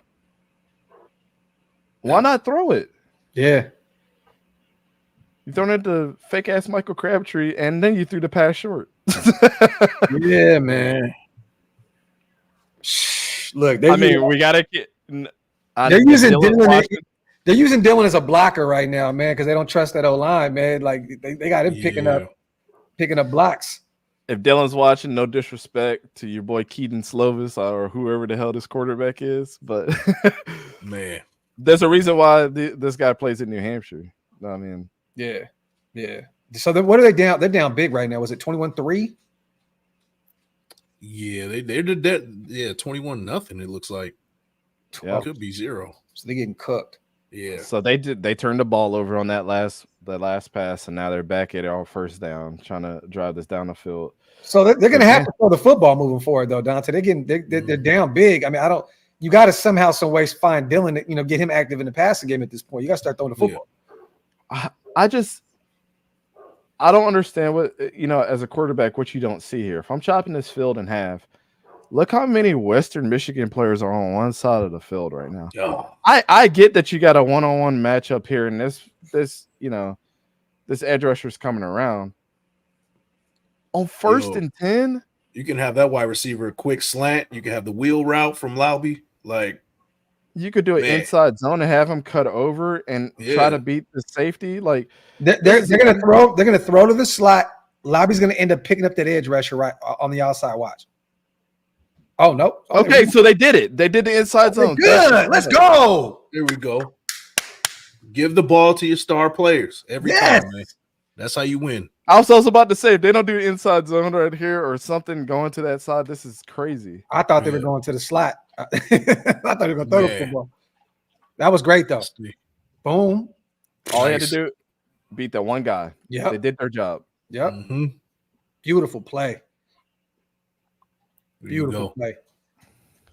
Max They're scheming them well, is man. They're scheming them well. It's the execution. Yeah. And they don't, to be honest, Mike, they don't have a ton of talent on the offensive side of the football. Yeah. You know what I mean? Like, it's difficult when you're going against these guys right here. Yeah. Like you said, a lot of these guys are probably guys that just like Dante said, we're looking to get to Michigan. Yep. It's definitely what it is. This is the land of misfit children that wanted to go to Michigan and ended up going to Western Michigan. Yeah. It just is what it is. Same thing with Eastern Michigan, same thing with Central Michigan. Look at Max Crosby. Look at Antonio Brown. Two guys that came out of Central, Eastern, with chips on their shoulder, ended up being two of the greatest players at their position. Yep. Max. Again, we're looking at the other side of the field being very, very strong. Mm-hmm. Rip it again. Yep. Yeah. Why not? I run that till it doesn't work no more. They got away from it. I just don't get you. Nowhere to go. Nowhere to go. Absolutely. You have one. Why'd you even motion him over there? Yeah, I don't understand. You're going to motion him over into where everybody is. You cause no confusion for them because they're not missing one person picking up anybody. Look, everybody's picking up this side. Yeah. No matter what Dylan tries to do, unless you're throwing to him in the flats here and allowing these two guys to block, why are you even bringing number 9 over here? Yeah. That's safety number 2. He can basically, I mean, he got a guy, but he could basically, set up a beach chair and just chill out. Yeah. Everybody's cooked. Look at this. Yeah. Everybody's cooked. That may be the worst play I've seen thus far on the offensive side of the ball. That was nasty. Yeah, you got to be looking at the Surface tablet talking about, dude, they're leaving the ball too. Did they? My bad. I didn't mean to cut you off, bro. Did they come up? Did they fumble? It looked like it. I don't know. I didn't even see that. It looked like the defense. The quarterback lost the ball. He rolled out, ran into. Yeah. Yep. Oh my god. Yep. Yeah. Nasty. Nasty work. Nasty. Well, man, skunk, man. You got to give up the sticks. First and 10 again. Man. Again, look at this shit. If you're gonna motion anybody, move this tight end over here and run inside zone again. Yep. What are we doing, brother? Watch, man. They're gonna do some crazy. Oh, they got him. They got him. Okay. You threw him off. All right, I'll take it. I'll take it. Yeah, hell yeah. Free 5 yards. That's sad in the last 3 plays, that was the only gain that they have had. Was off a penalty. Man. It's horrible. Nasty work. Salute to Hug, my brother again, man. Appreciate you, bro. Again. Again. Look where your strength is. You're good. You're good. You're good. You're good. Why motion him back? No, he could have used that extra guy. He could have used that extra guy right there. Why motion him back? 81, bro. Look at the motion of number 81. Oh man. Do you think in today's game, man, that we're kind of getting lost in all this motioning and this moving around? Like, there's a lot of movement. You look at what Miami does, right? It works for them. Don't get me wrong, but like, there's a lot of unnecessary movement now in today's game, bro. Like, why do you send him back? Well, but like, what? Give me one reason why you send that kid back the other way after motioning already once. I don't know. That kind of made me sick to my stomach, right? Just watching that. Like for what? There was no reason for that. You have no movement for the corner, so they're playing zone. He's moving he's just. Yeah. I think the one thing that I honestly don't know. Maybe I'm gonna give the quarterback the benefit of the doubt. He's supposed to know the playbook better than anybody on the offense, where he's got to tell everybody what their job is. Mm-hmm. It's always been what I've been told since day one. You have to know what other people have to do on their play, or you're not a quarterback. That's the first thing, right? Yeah, yeah. If you moved him in motion to see if this guy was going to come with him, first of all, why? You're already down on this far down on the hash marks, and you've already had a favorable matchup of everybody's on the strong side of the field right now. Yeah. So if you're going to do anything, you don't see him move. Make sure that he's a blocker either to pick up this guy or help pick up this guy, because this guy obviously didn't block anybody. This wasn't his cup of tea, was to block. Yeah. So And why you know send what? him back? It- Knowing that you gotta run. Well, they were sitting in the corner anyway. Yeah. But 81 totally whiffed on that block. Yeah. Too. No, he definitely. now that I'm seeing that too, Mike. Oh my God, He didn't That's even what try I to was block saying him. initially. But he didn't even attempt to block him. There was no even attempt. He gave him a Tebow block. You remember Tebow in the preseason? Yeah. Yeah, he gave one of those. blocked, he blocked absolutely no one on this play. That's nasty. But again, the traditional way of blocking is putting your hands inside of them shoulder pads and driving this dude. Yeah. He's trying to shoulder charge this guy. Stop with the hot boy shit. You're in the FCS. Yeah. Do the old school, put your helmet right in his chest, But drive him into the other When we sideline. But Mike, When we the watched Mike Myers, did we see motion that man either whiffed on the tackle too. The motion man whiffed on the block. Like somebody has to pick that up. Like you know what I mean? Like you cannot free that corner up that easy, man. Dylan had no shot at getting loose right there on that play. And you know what? Shout out to Mondo Reyes. He said the quarterback mind fucked himself. When you're down 21, I mean, what's the mindset of an offense, a quarterback in that situation? You know what I mean? You're trying your best to make a comeback, trying to find lightning in a bottle. So maybe he is outthinking himself in this situation. I'm gonna motion this guy. We bring him back. Let me find an advantage here when it was unnecessary in that situation. Yeah. I'm gonna show you the best matchup on this play right here. The one guy that did his fucking job. Watch this shit. Brick wall. Mm-hmm. If 84 could have been 81 on that play, Yeah, it would have been a great play. Yep. Yeah. Mm-hmm. Damn. Wow. That was the first quarter. But I was saying, you know, when we watched the Brock Bowers film, how many times did you see him try to shoulder check somebody? 0 times. Because the old way of blocking is the old way of blocking. This is getting me more excited though, because now I'm realizing that Dylan's going to have the most talent he's ever had in his life around him right now. Right. Like so to see him be able to operate with professionals, like we may be onto something with this pickup here, man. Oh yeah. That was one of the questions I asked him in our interview, because I knew he was coming from New Hampshire. And the first thing I asked him, like, how are you adjusting to the speed of being around FBS players coming from the FCS? I'm just curious. Is it different? Like, how are you adjusting to it? Because it seems like you fit right in.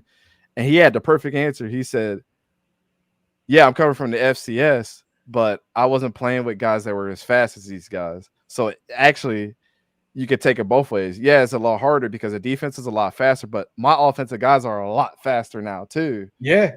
So you have to take account for that. I was like, that's a great answer. Look at it. Yeah. Mm-hmm. So if he has that perspective going into the NFL, the sky's the limit. Oh, come on, 41. Run that ball, bro. 41 ugly. 81 was doing everything he could to keep some daylight in front of him. 41 did not take advantage of that play at all. Run the ball, bro. Come on, man. That's crazy. That was a fullback, huh? Looked like a fullback, yeah. Yeah. You ran like a fullback. It's a little bit different formation here. It's really a single high safety in the middle of the field. Mm-hmm. And they decided to run the ball. Picked up by what? Oh, did he fumble? Nah, Dylan didn't fumble on that play, did he? Couldn't tell. I don't think so. Defense was signaled that they may have came up with the ball.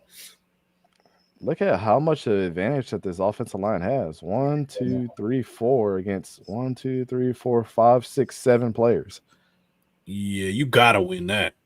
At least at the first level. You gotta have positive yardage here. At least. This is 81 motions, right? Let me see. Oh no, yeah, I'm not. Now there was a slight stutter step on Dylan's behalf right there, like a little. Yeah. Yeah. You see what I'm saying? I think if he would have just went directly into that gap, he may have came up with a few extra yards on that play. Yeah. I think he kind of stuttered and second guessed himself on that play. Yeah. Yeah, and it almost looks like as well 84 couldn't hold his block. He's seen that hole right there, though. You're right, Dante. He's seen that. He thought maybe I can cut back inside and all that landscape in front of me. I can make a move. You see that free hand like that, you know that your dude is getting beat. So you might as well just stay behind your blockers at that point. Hey man, he didn't get negative yardage, which is a win. I mean, That's true. Yeah, That's true. you're right. I'd rather have a dude that's gonna get me 1 or 2 yards, making something out of nothing, than a dude running all the way in the back and then causing our team to have 3 yards. Because I thought I saw something. Yeah. Unfortunately, you don't have that much time to think at the next level. So Isaiah Randolph said that dude was running scary, but you run scary too if you have no faith in your offensive line to get the job done. Yeah. That's also, you also got to take that in consideration. You got a good old line. You're not running scary. You're running confident. I think Isaiah was referring to 41, the fullback. 41. Oh yeah, 41. Previous play. I don't think he was talking about Laube. Yeah. 41. Yeah, he was running like okay. Yeah. All right, yeah. He was running like he didn't want no problems. He didn't want the ball at all. Yeah, you're right. You're absolutely right. That was the nastiest fake I've ever seen in my life. No, the defense didn't bite at all in that shit, and the quarterback, he just got absolutely fried on that play. There was no chance at all. Oh shit! Oh, okay, kicked outside. He threw it away. Huh? Hey, I don't know who is Marshawn Nealon number 1. I can't remember what number he was at Western Michigan, but this was. Look at this play out of him. I had to give him his flowers because Dylan tried to come up and block him. He still got to the quarterback. Look at that. Then he came back in reverse. Oh, nice that shit was crazy. I forgot that Nealon played out there, Dante. He's gonna be a stud. I don't think that's Nealon though. But damn, that was a crazy good play out to the defensive lineman right there. Yeah, definitely. But I got to give the quarterback some love on that, man. Some flowers. He escaped and just got rid of that shit. Man, no negative play on that. Was that I? Yeah. Were they running I formation right there? They had a fullback in front of them or no? Yeah, they got a fullback. No, they're running pistol. Yeah, pistol. I just don't understand why that was this fucking great tackle. Yeah. Hold up. I gotta rewind this because I don't even think this is Dylan's fault at this point. I gotta rewind that. That defender just fell straight to Dylan's legs.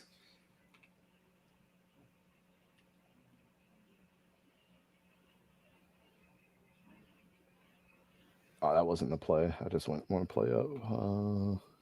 Oh, here it is. Did number 15 whiff on a block? Yep, he did. What the fuck? These wide receivers don't want to block either. Yeah. Right. Got a bunch of Randy Mosses out here. Oh my God. Oh, bro, you sitting down for the rest of the game, bro. Man, you will not play the next game. Bench that man. If I saw that, bro, that effort, you're not playing the next game. Bro, he didn't even lay up a hand on the defender. Wow, that's horrible. This receiving core in general is not the best blockers ever. And guess what's happening right here, y'all?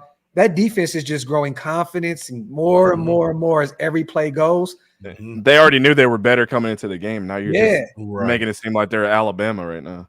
Oh my God. And once again, it's a negative. He just had no chance, bro. None. You turn that into a positive, though, right? I think about a yard or two on that play, but that was nasty. No chance. Nah, at all. You got to have the outside blocking too, man. It don't mean nothing if you don't have everybody blocking. God, he tried, man. Dog, these defenders are behind the line of scrimmage right when they hike the ball. Like they're already in the backfield, bro. Yeah. Look at 73. Holy shit. He tore his ACL again on this play. For real? No. I'm like, did he really? But 73 got yeah. Oh, God. Damn. Oh, man, that's a compromising position. Hold on. Was that a linebacker? And that was by a linebacker. Holy shit. That's not good. But that's talent for you. That's levels right there. We're talking FBS versus FCS. Dana, that's a Raider. Number 1 in 2022 was Andre Carter. We got him as a UDFA.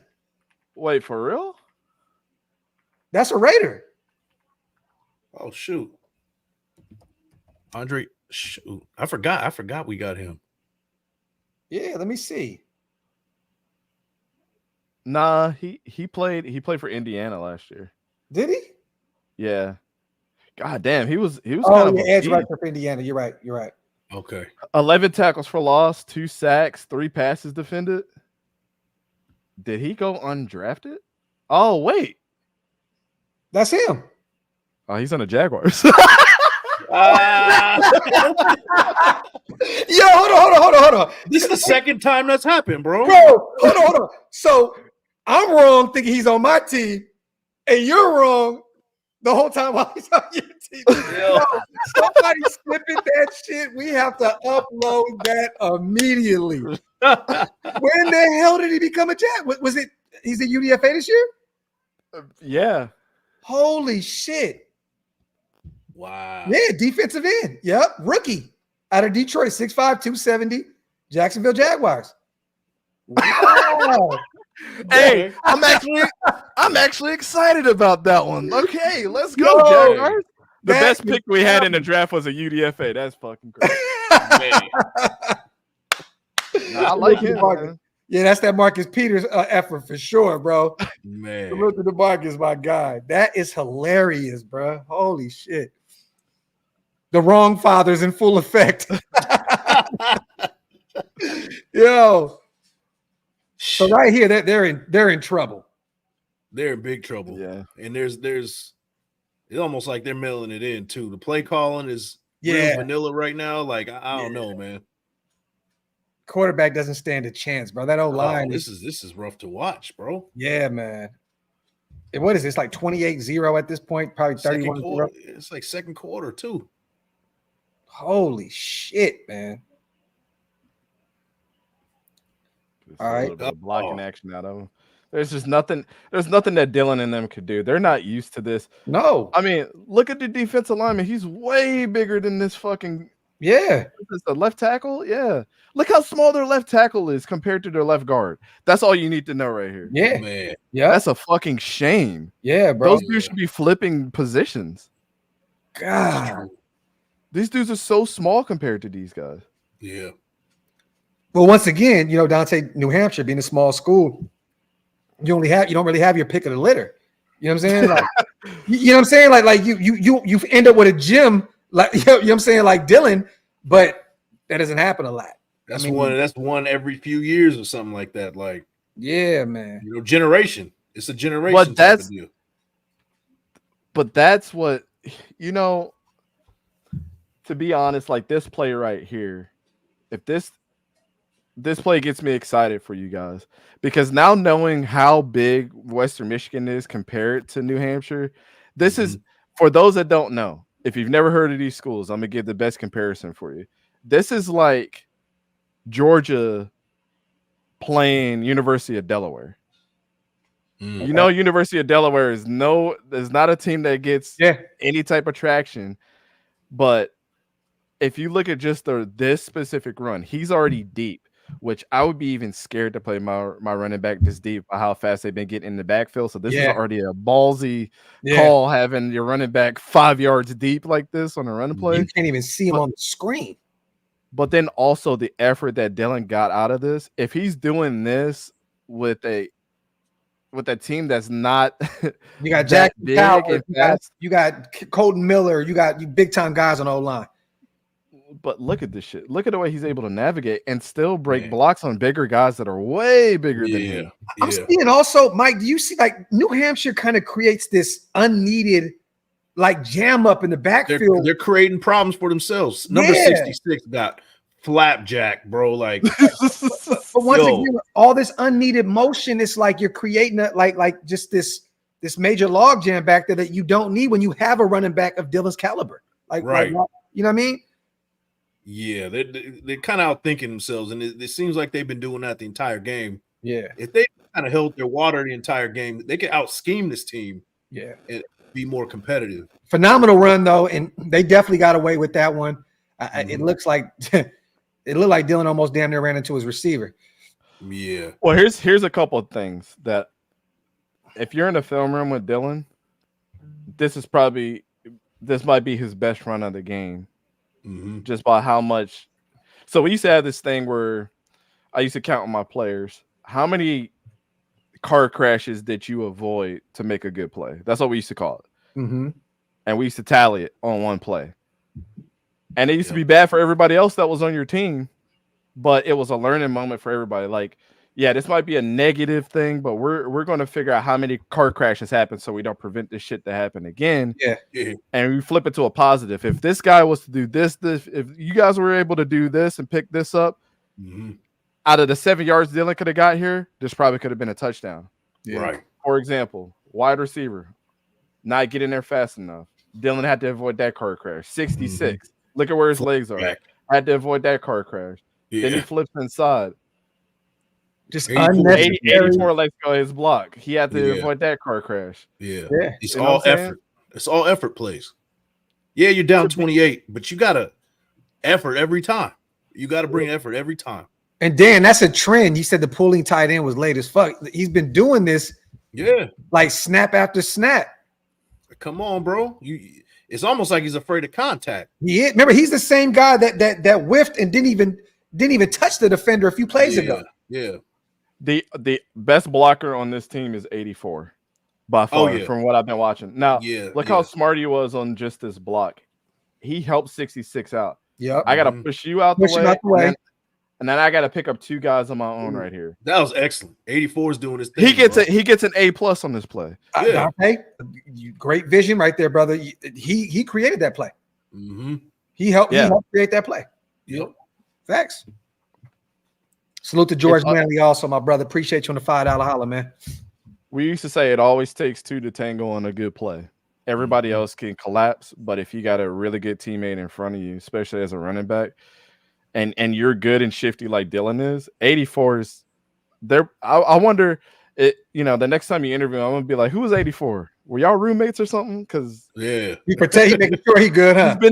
He's been really good. Like he's the only offensive person outside of Dylan that's been really good so far.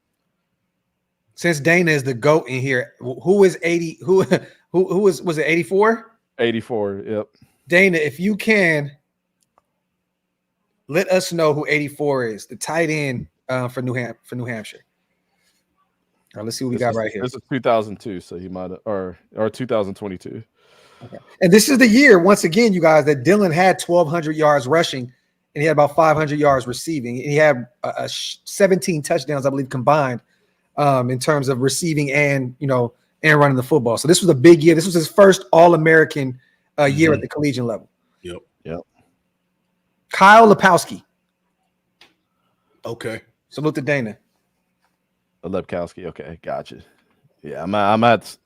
Me and Dana got a sheet that we put players on that I'm gonna review film on throughout the year up until the draft. So. Okay. I'm gonna see if this guy looks like he's still with New Hampshire. Last year, 500 yards receiving, 3 tutties, 39 receptions. So he's still active. He's still with New Hampshire at this point. Okay. Got it. So Chad, if y'all want my spreadsheet of all the film studies I've done, I can send it over to anybody or share the Google link for it. Yeah. Oh yeah, definitely, bro. We're running the football here, right? Yeah. Yep. Oh yeah, there we go. Bounce that out real quick. Okay. All you had to do is get to the marker. He got to the marker. That's it. Yep. Got the first. Using that speed. I like that though, man. Dylan, you let him bounce outside, man. He might, especially with Jacoby in front of him, Mike. Yep. You got Jacoby Myers, a great blocking wide receiver in front of you. Yeah. Dog. Then you got Mayer and you got Brock Bowers, bro. Like, oh my God. Good luck. That's why I made that graphic with them running like the Transformers, bro. Yeah, bro. Oh my God, man. Imagine Brock Bowers leading the way. And that's why I'm so high on Laube, man. I think he can be. Holy shit. There we go.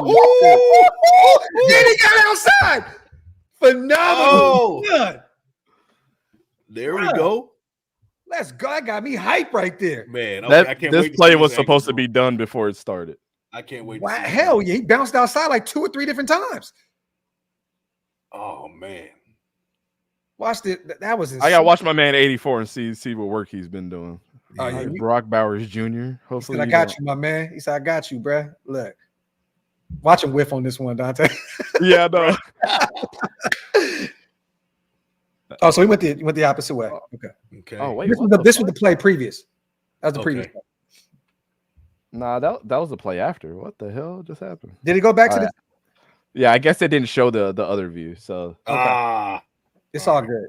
I want to see. Yeah, I would love to see the line of scrimmage view, but this FCS school recording. Ooh, so he originally went to the other side, cut the other way. Boom. Let's just look at the. It damn it like that's what I'm looking at. It's that step, that first couple steps from the cutback. Yeah, you just see how quick he gets from one place to the next. Why did this offensive line want to fucking block here? Do you see what I'm saying? Like, if they were on their shit just half of the time, I had to give them a great team effort on this one. Yeah, no, that was a great block by the left tackle. This was their best play offensively of the game. And then he just did think the he's rest. done, like, two people close in on him right there, and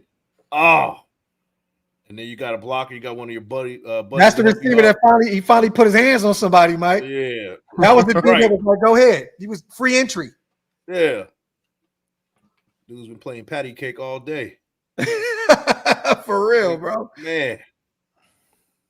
That's what I love about this kid, too. He is not afraid of contact, man. Mm-hmm. Like, oh, wait. Okay. I guess they mixed it up. It was the play previous to that one that they played after. Okay. It looked like the same play previous to the. Yeah. That's what it was. I guess they just. Okay. So this is the play right here. This is it. Okay. Cool. Oh, yeah. Great blocking all across the board. He could pick his poison at that point. Yes. It's two open gaps. Okay, good enough block from 88. Now, let me ask you guys, though. Do you think if he cut the other way, if he took that other lane, do you think he would have had a big play still? Because there was a lot of green in front of him if he would have took that other lane. I mean, I'm not trying to pick him apart because I think this was a great run. You talking about cutting through here instead of here? No, go back a little bit more, Dante. Right. Now, look at this right here. So you're talking about he had this one and this one. Yes. You get what I'm saying? If you take that arrow on the right side, I don't know whether defender. I'm gonna see. The defender kind of he could get there, but it'd have been a little more. Yeah, it's you got to trust your power in that situation. Definitely. Break a tackle possibly. Definitely. Because if you break that tackle right there, you're right. Because he's to so much grass. There's so much landscape in front of him. You don't see a body up there at all. Yeah. And then that's just him. Like, I know I'm going to use my speed over my power. There you go. Exactly. Yep. So that's what it is. But good enough block from 88 right there. Like, I mean, and it was designed to go that way anyway. I think that's what it comes down to. Yeah. You could tell because all the linemen is pushing the opposite way. Yeah. And then that's that natural lane that you get between the tight end and tackle. He thought about it, though. You see that little stutter there. He thought about it right there. He was like, yeah. He's like, I might have to go this other way. And he bounced outside. Yep. I think what he's probably, if I had to guess what Dylan was thinking on here is this edge rusher that's on 57 that let go and 57 had to pick the next guy up. That was the key block right there. Yeah. Mm-hmm. And as long as the tight end 88 was to come in and just chip him, he knew he'd probably have open space. And that's exactly what happened. If I had to guess, because, there's no need to even entertain this over here.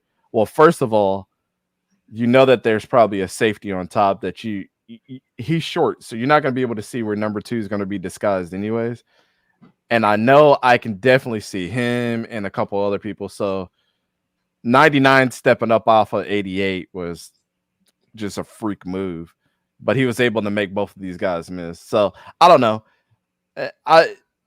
It says active, Dana. My bad. It brought up the 2023 on ESPN, but it said he was active. So maybe you're right though. Maybe he's no longer on the roster. That might be. He's a good little player though. Yeah. Mm-hmm.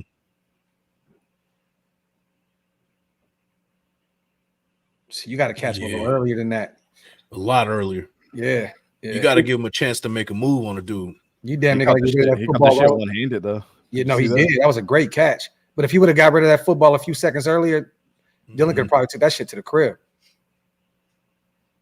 Oh boy, oh tippy toes over here, bro. That fullback, man. Yo, don't let him touch the ball again, bro. God. Yeah, you get it to him earlier. You got a chance. You got a chance to put a move on this dude. I'll give the quarterback the benefit of the doubt here because this is what we teach. Footwork This is what we not teach good, quarterbacks. Yeah. Yeah, this is what we teach them. Like when you got to do it in your face, the only thing that you can do is lob it up. Maybe if you put a look. Oh yeah, you're right. I didn't see it in the face. That's fair. That's just quarterback 101. I mean, I would have taught right. him. I would have taught him to do the same thing. Like, you're right. There, just throw it up. But I mean, you still get 4 or 5 yards there. Yeah, but if the defender wasn't there, if you would have put a little bit more on that ball, you could take to the crib. Yeah. No, that was absolutely the correct throw. I can't hold his feet to the fire. Yeah. We get taught that all the time. So, I mean, how many times in the NFL have you seen the dude like? I hate to say this and shit on him because he was my boy, but Kellen Mond, that was his issue. Yeah, dart that shit off the offensive line, and it's like, dude, just love it. Yo, I used to love Kellen Mond, but that shit used to drive me crazy. Kellen Mond. Yeah. Salute to everybody here in the building, you guys. Real quick, man, hit that subscribe button. Also, go subscribe to our brother Big Mike Raider. Also, go subscribe to our brother East Coast Gridiron, man. Salute to our brothers, man, for for doing this. I love this new series, you guys. I'm telling y'all now, I this is so much fun to me, man. Like I'm hoping to continue to do this as much as possible because this is really. And real quick, if anybody could have a pick of these rookies that we have right now for film to break down, I'm gonna ask Mike. Our guys, who would you want to break down next? I like trenches, man. We can go Delmar Glaze. Ooh, okay. Yeah, we can go DJ Glaze, and that's just me. So Eichenberg will be a good one. I mean, I was thinking about adding. Yeah, I've done a little bit of Eichenberg on my channel. I like Eichenberg. I would say for you, Graphk, since you're gonna get prepared to have him on your show, and I've interviewed him too. Is Trey Taylor.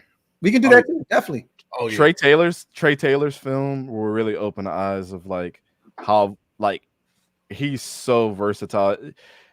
I don't want to say he's Tyrann Mathieu, but that's kind of the vibe you get from his versatility to play the box, outside, out in the back, whatever you want him to do. He can pull up and play linebacker. The dude is big as shit too. I want to set that up around the show that we're gonna have with him, just like we did with with the Laube. So. But I'm going to ask you guys, what do you think about I just told Wasted this today. It was an idea because we were talking about doing an offensive lineman. Thank God you brought up Glaze because what do you think about adding Denzel Good on the show with us and break down some former Raider offensive lineman?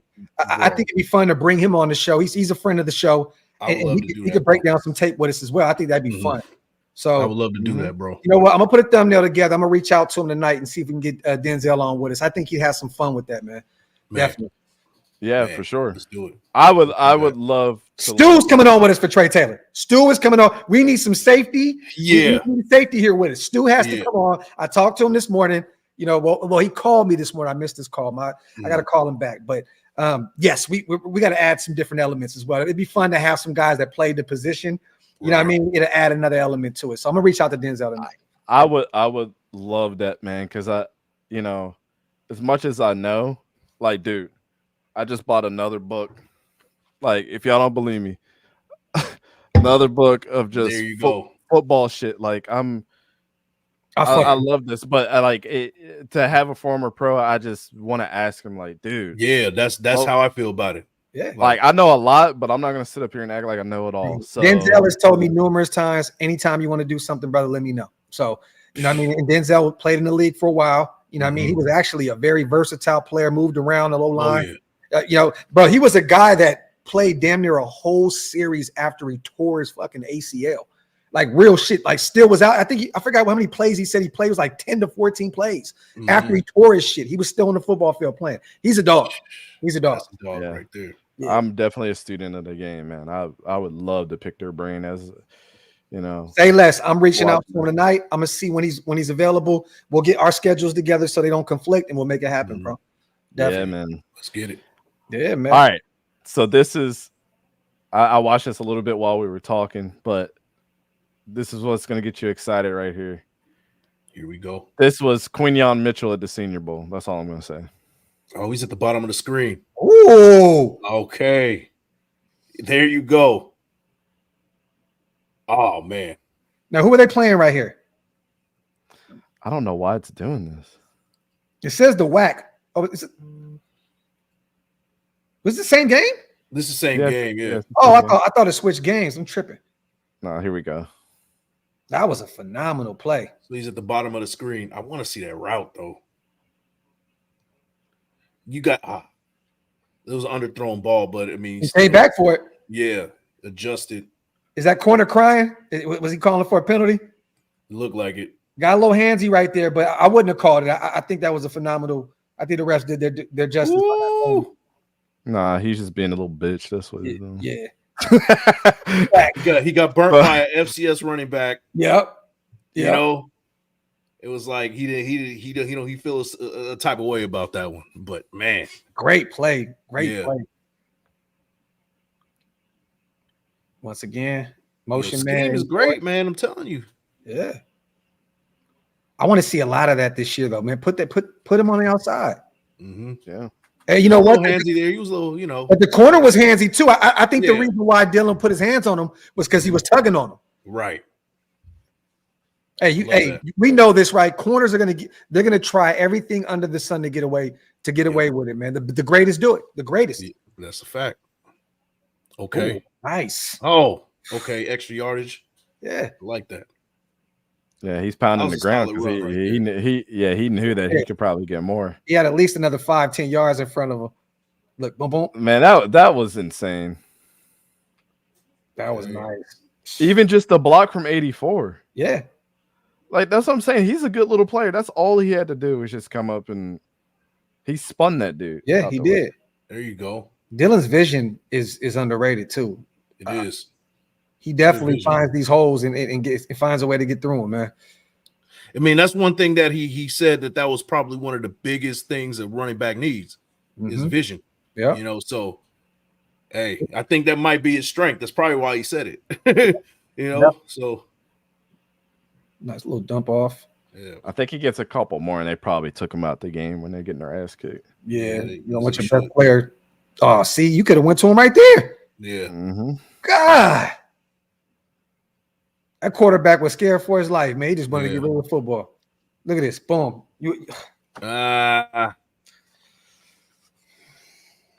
Nasty work. Nasty work. Salute to the chat, you guys. We got a few more minutes. We're not going to keep my brothers all night. We're going to get probably to about the 2-hour range, probably about 10 more minutes before we get out of here, man. Just salute to everybody who's still rocking with us, whether you're watching on Big Mike's channel, Twitter, my channel. Once again, salute to you guys for rocking with us tonight, man. We appreciate I appreciate the support on my end too, man. I appreciate you guys watching on my channel as well. Definitely. Yeah, man. So right now they're down 28-7. They're just trying to do whatever they can. This is the last play right here. So. Okay.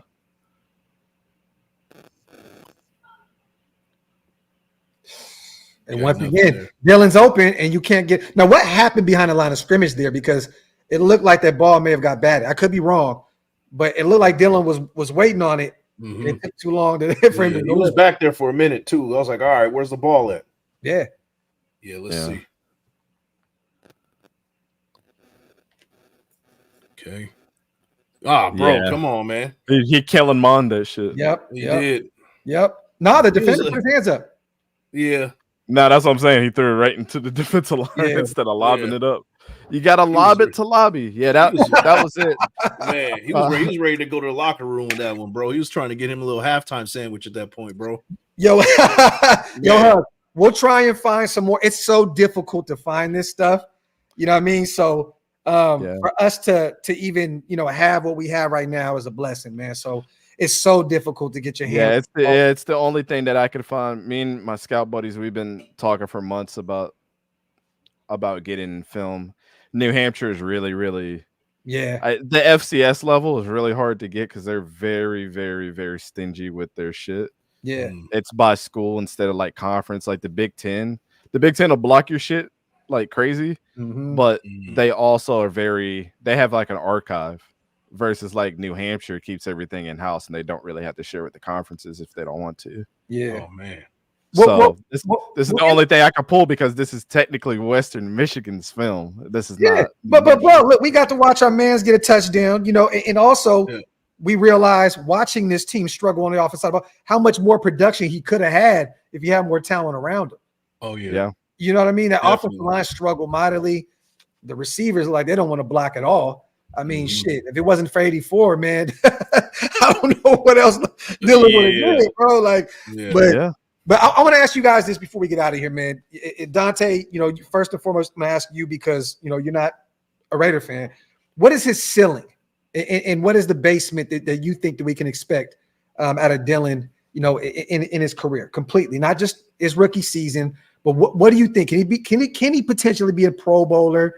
You know what I mean? Can he become a Aaron Jones, like you said? I mean, what do you expect him to be at the next level?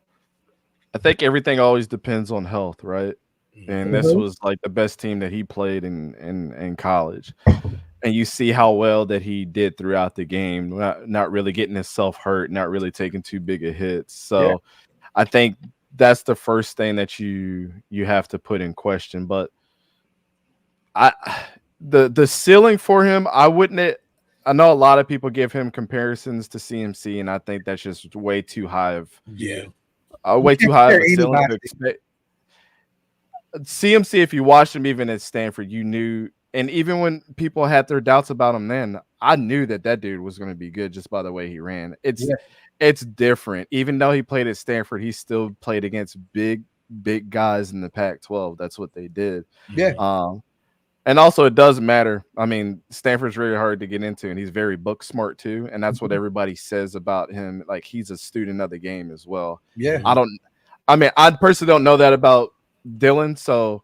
But what I would say is his ceiling is probably Austin Eckler in his prime of primes, like when Austin Eckler was on. I think that's where, if you guys get that, you guys get, I believe Austin Eckler was a 2 or 3-time Pro Bowler in his prime, teetering on an All-Pro, always getting 900 yards rushing, 500 yards receiving. Like, I think he can be that for his ceiling.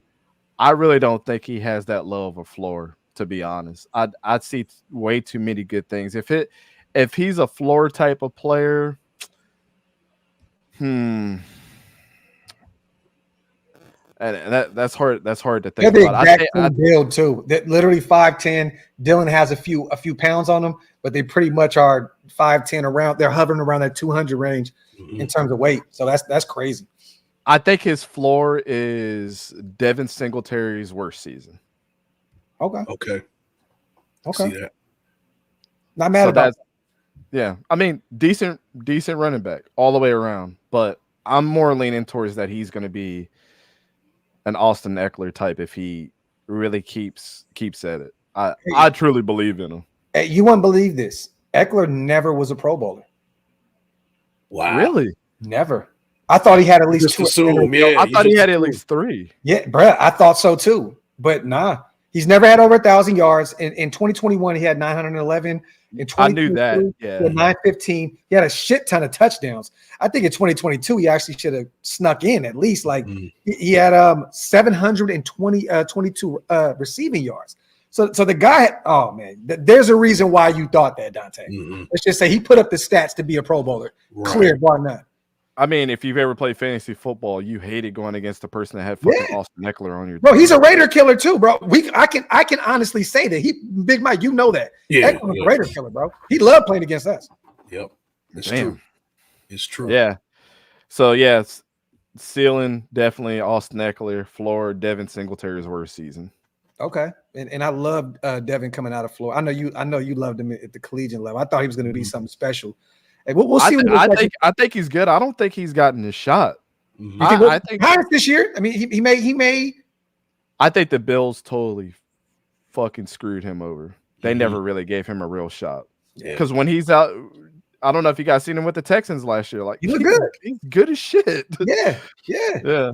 Salute to S. Dot. Big Mike, would you say Laube is more like Josh Jacobs with less truck stick in place of better catching hands? I mean, yeah. Jacobs he doesn't have that breakaway speed. No. Laube seems to have that speed. Yeah. But I would say this. Laube, his ceiling is the best we've seen with James White. Remember James White? He had a couple of good years where he was great comparison. Yeah, where he was doing a little bit out of the backfield, running the ball. I can see that. Like the best of James White. right. The floor is what we see with Amir Abdullah. That's exactly what we would get from Laube. Good career, lasts for a long time, but relegated to just a third down back, and then somewhat kind of in the middle, a little bit less than what Darren Sproles was when he was with the Chargers. Running back by committee at that point too. Yeah, they had Michael Turner, and remember they had all them dudes over there. So yeah, I could see him being kind of similar to that. Like, so what you guys are saying is he's going to make the roster, which is phenomenal. Yeah, he's absolutely going to make the roster. That kind of effort, the vision, there's no way he doesn't make the roster. I love it. Dylan is the epitome of that phrase that said, talent doesn't beat talent. What is it? Hard work beats talent when talent doesn't want to show up. Yeah, or something like that. Absolutely. I like that. Salute to Greg. That's the epitome of him. Damn, Chris Johnson too. Oh shit. You said I see the cuts, and Chris Johnson was an absolute speed demon. He was different down there in Tennessee, man. That was. But if we can get anything even close to resembling what Chris Johnson was, we're in for a nice run with this kid. Because half of that is 1,000 yards. Yeah. So I'll take 1,000 yard season, let alone two. Like, come on, he had 2,000, right? Did he have that? Yeah, like over 2K that 1 year. Yeah, he had 2K one season. Yeah. That's crazy. Real quick, man, before we get out of here, I just want to say salute to the chat. Thank you guys so much once again for pulling up on us and making this a phenomenal show. Salute to my brothers. You guys' knowledge is we appreciate so much that you guys bring to the table with this, man. Real quick, East Coast, man, let everybody know what you have going on. Promote everything, bro. The website, everything that you have going on, man. Let everybody know in the chat what you got going on. Yeah, like I always tell people, just Google us, man. All of our stuff come up. We got something for everybody on every single platform. I try to be as active as possible with everything. So yeah, what we got going on right now, I'm in the midst of finishing up the latest version of Sliders, which has been probably the most popular series on our channel. It's an in-depth about players that I like. Breaking down who they are, what their story is, and then getting into the film and into the stats. I like to think it is like a Cliff Notes version of a film study. It kind of gives you a little bit of everything where you come out feeling like an expert on the player, and you kind of have the proof. Like, okay, I give you the good and the bad. Yeah. The next episode is going to be Chop Robinson, who I thought was the best edge rusher in this class. Hey, boy. I know he didn't have the stats, but like, my God, I watched him on film, and I was like, what the fuck? Who is this guy? Yeah. Chop is awesome. So that he's the next episode I'll be doing. Other than that, Tuesdays at 8 p.m. we got our college football show. Wednesdays at 8 p.m. we got our NFL show. We're finishing up our top fives right now. So next week will be safeties and tight ends. And then we'll start getting into division predictions for college, every single division. And then we're also doing the AFC and NFC North, our record predictions and everything for you guys next week as well. So and salute to Jaguar, salute to Dana. Tuesdays college rush, Wednesdays NFL rush shows at 8 p.m. Eastern. Once college games start, keep an eye out for the live film study. So Dana, one of the goats in here, man, for shouting that out. And Big Mike, what you got going on, brother? We know you out there doing the family thing, you working. Let the nation know what they can expect from you here in the near future as well, brother. Yeah, shoot, this show weekly, Definitely. If we can, as much as we can. I do a weekly show with Severe Raider, the Skip Bayless of Raider Nation. We do the Around the Shield with Pharaoh. So we do that once a week. And then during the season, me and Wasted, we do Wake Up with Wasted and Big Mike. We talk some betting. We do some gambling tips and things like that. Talk a little bit first thing in the morning before the game starts. And that's what you need to look forward to, man, coming up. Well, let's do this. If I can get Denzel to rock with us next week, would you guys be willing to do it the same day? Oh yeah. Are you free, Dante? I'm free. Same time next week. Now, if Denzel's schedule is conflict, why don't we do the Trey Taylor one next week? Okay. Is that cool? So next Thursday is the 4th. So oh shit. Yeah. So let's do this in 2 weeks. That's true. Yeah, Yeah. I actually won't be available. No, you know what? I've been forgetting that, man. Let's double back in 2 weeks. How about that? We'll take a vacation week and then we'll double back in 2 weeks, and that'll give us some more time to get everything together with the guests and all that good stuff as well. For sure, bro. Yeah, I'm in. You already know. My brothers, man, thank you guys so much once again. Salute to the chat on the way out, y'all. Wipe them feet. And what do you say, Big Mike, on your channel? Man, you like the thumb, you hit the sub, and you share with your folks. Big Mike Raider. My dog. I haven't said that in a minute, man. I love it, bro. And for those who are asking about the new intro, we were adding a few things to it. So it's not, we'll have it ready in the next week or so. Man, the intro's tough, bro. So we got the classic right now. We're going to bring the new intro back here soon. We're working on a few things, on the back end. So stay tuned for that. Love y'all. Appreciate y'all. We are outro 1.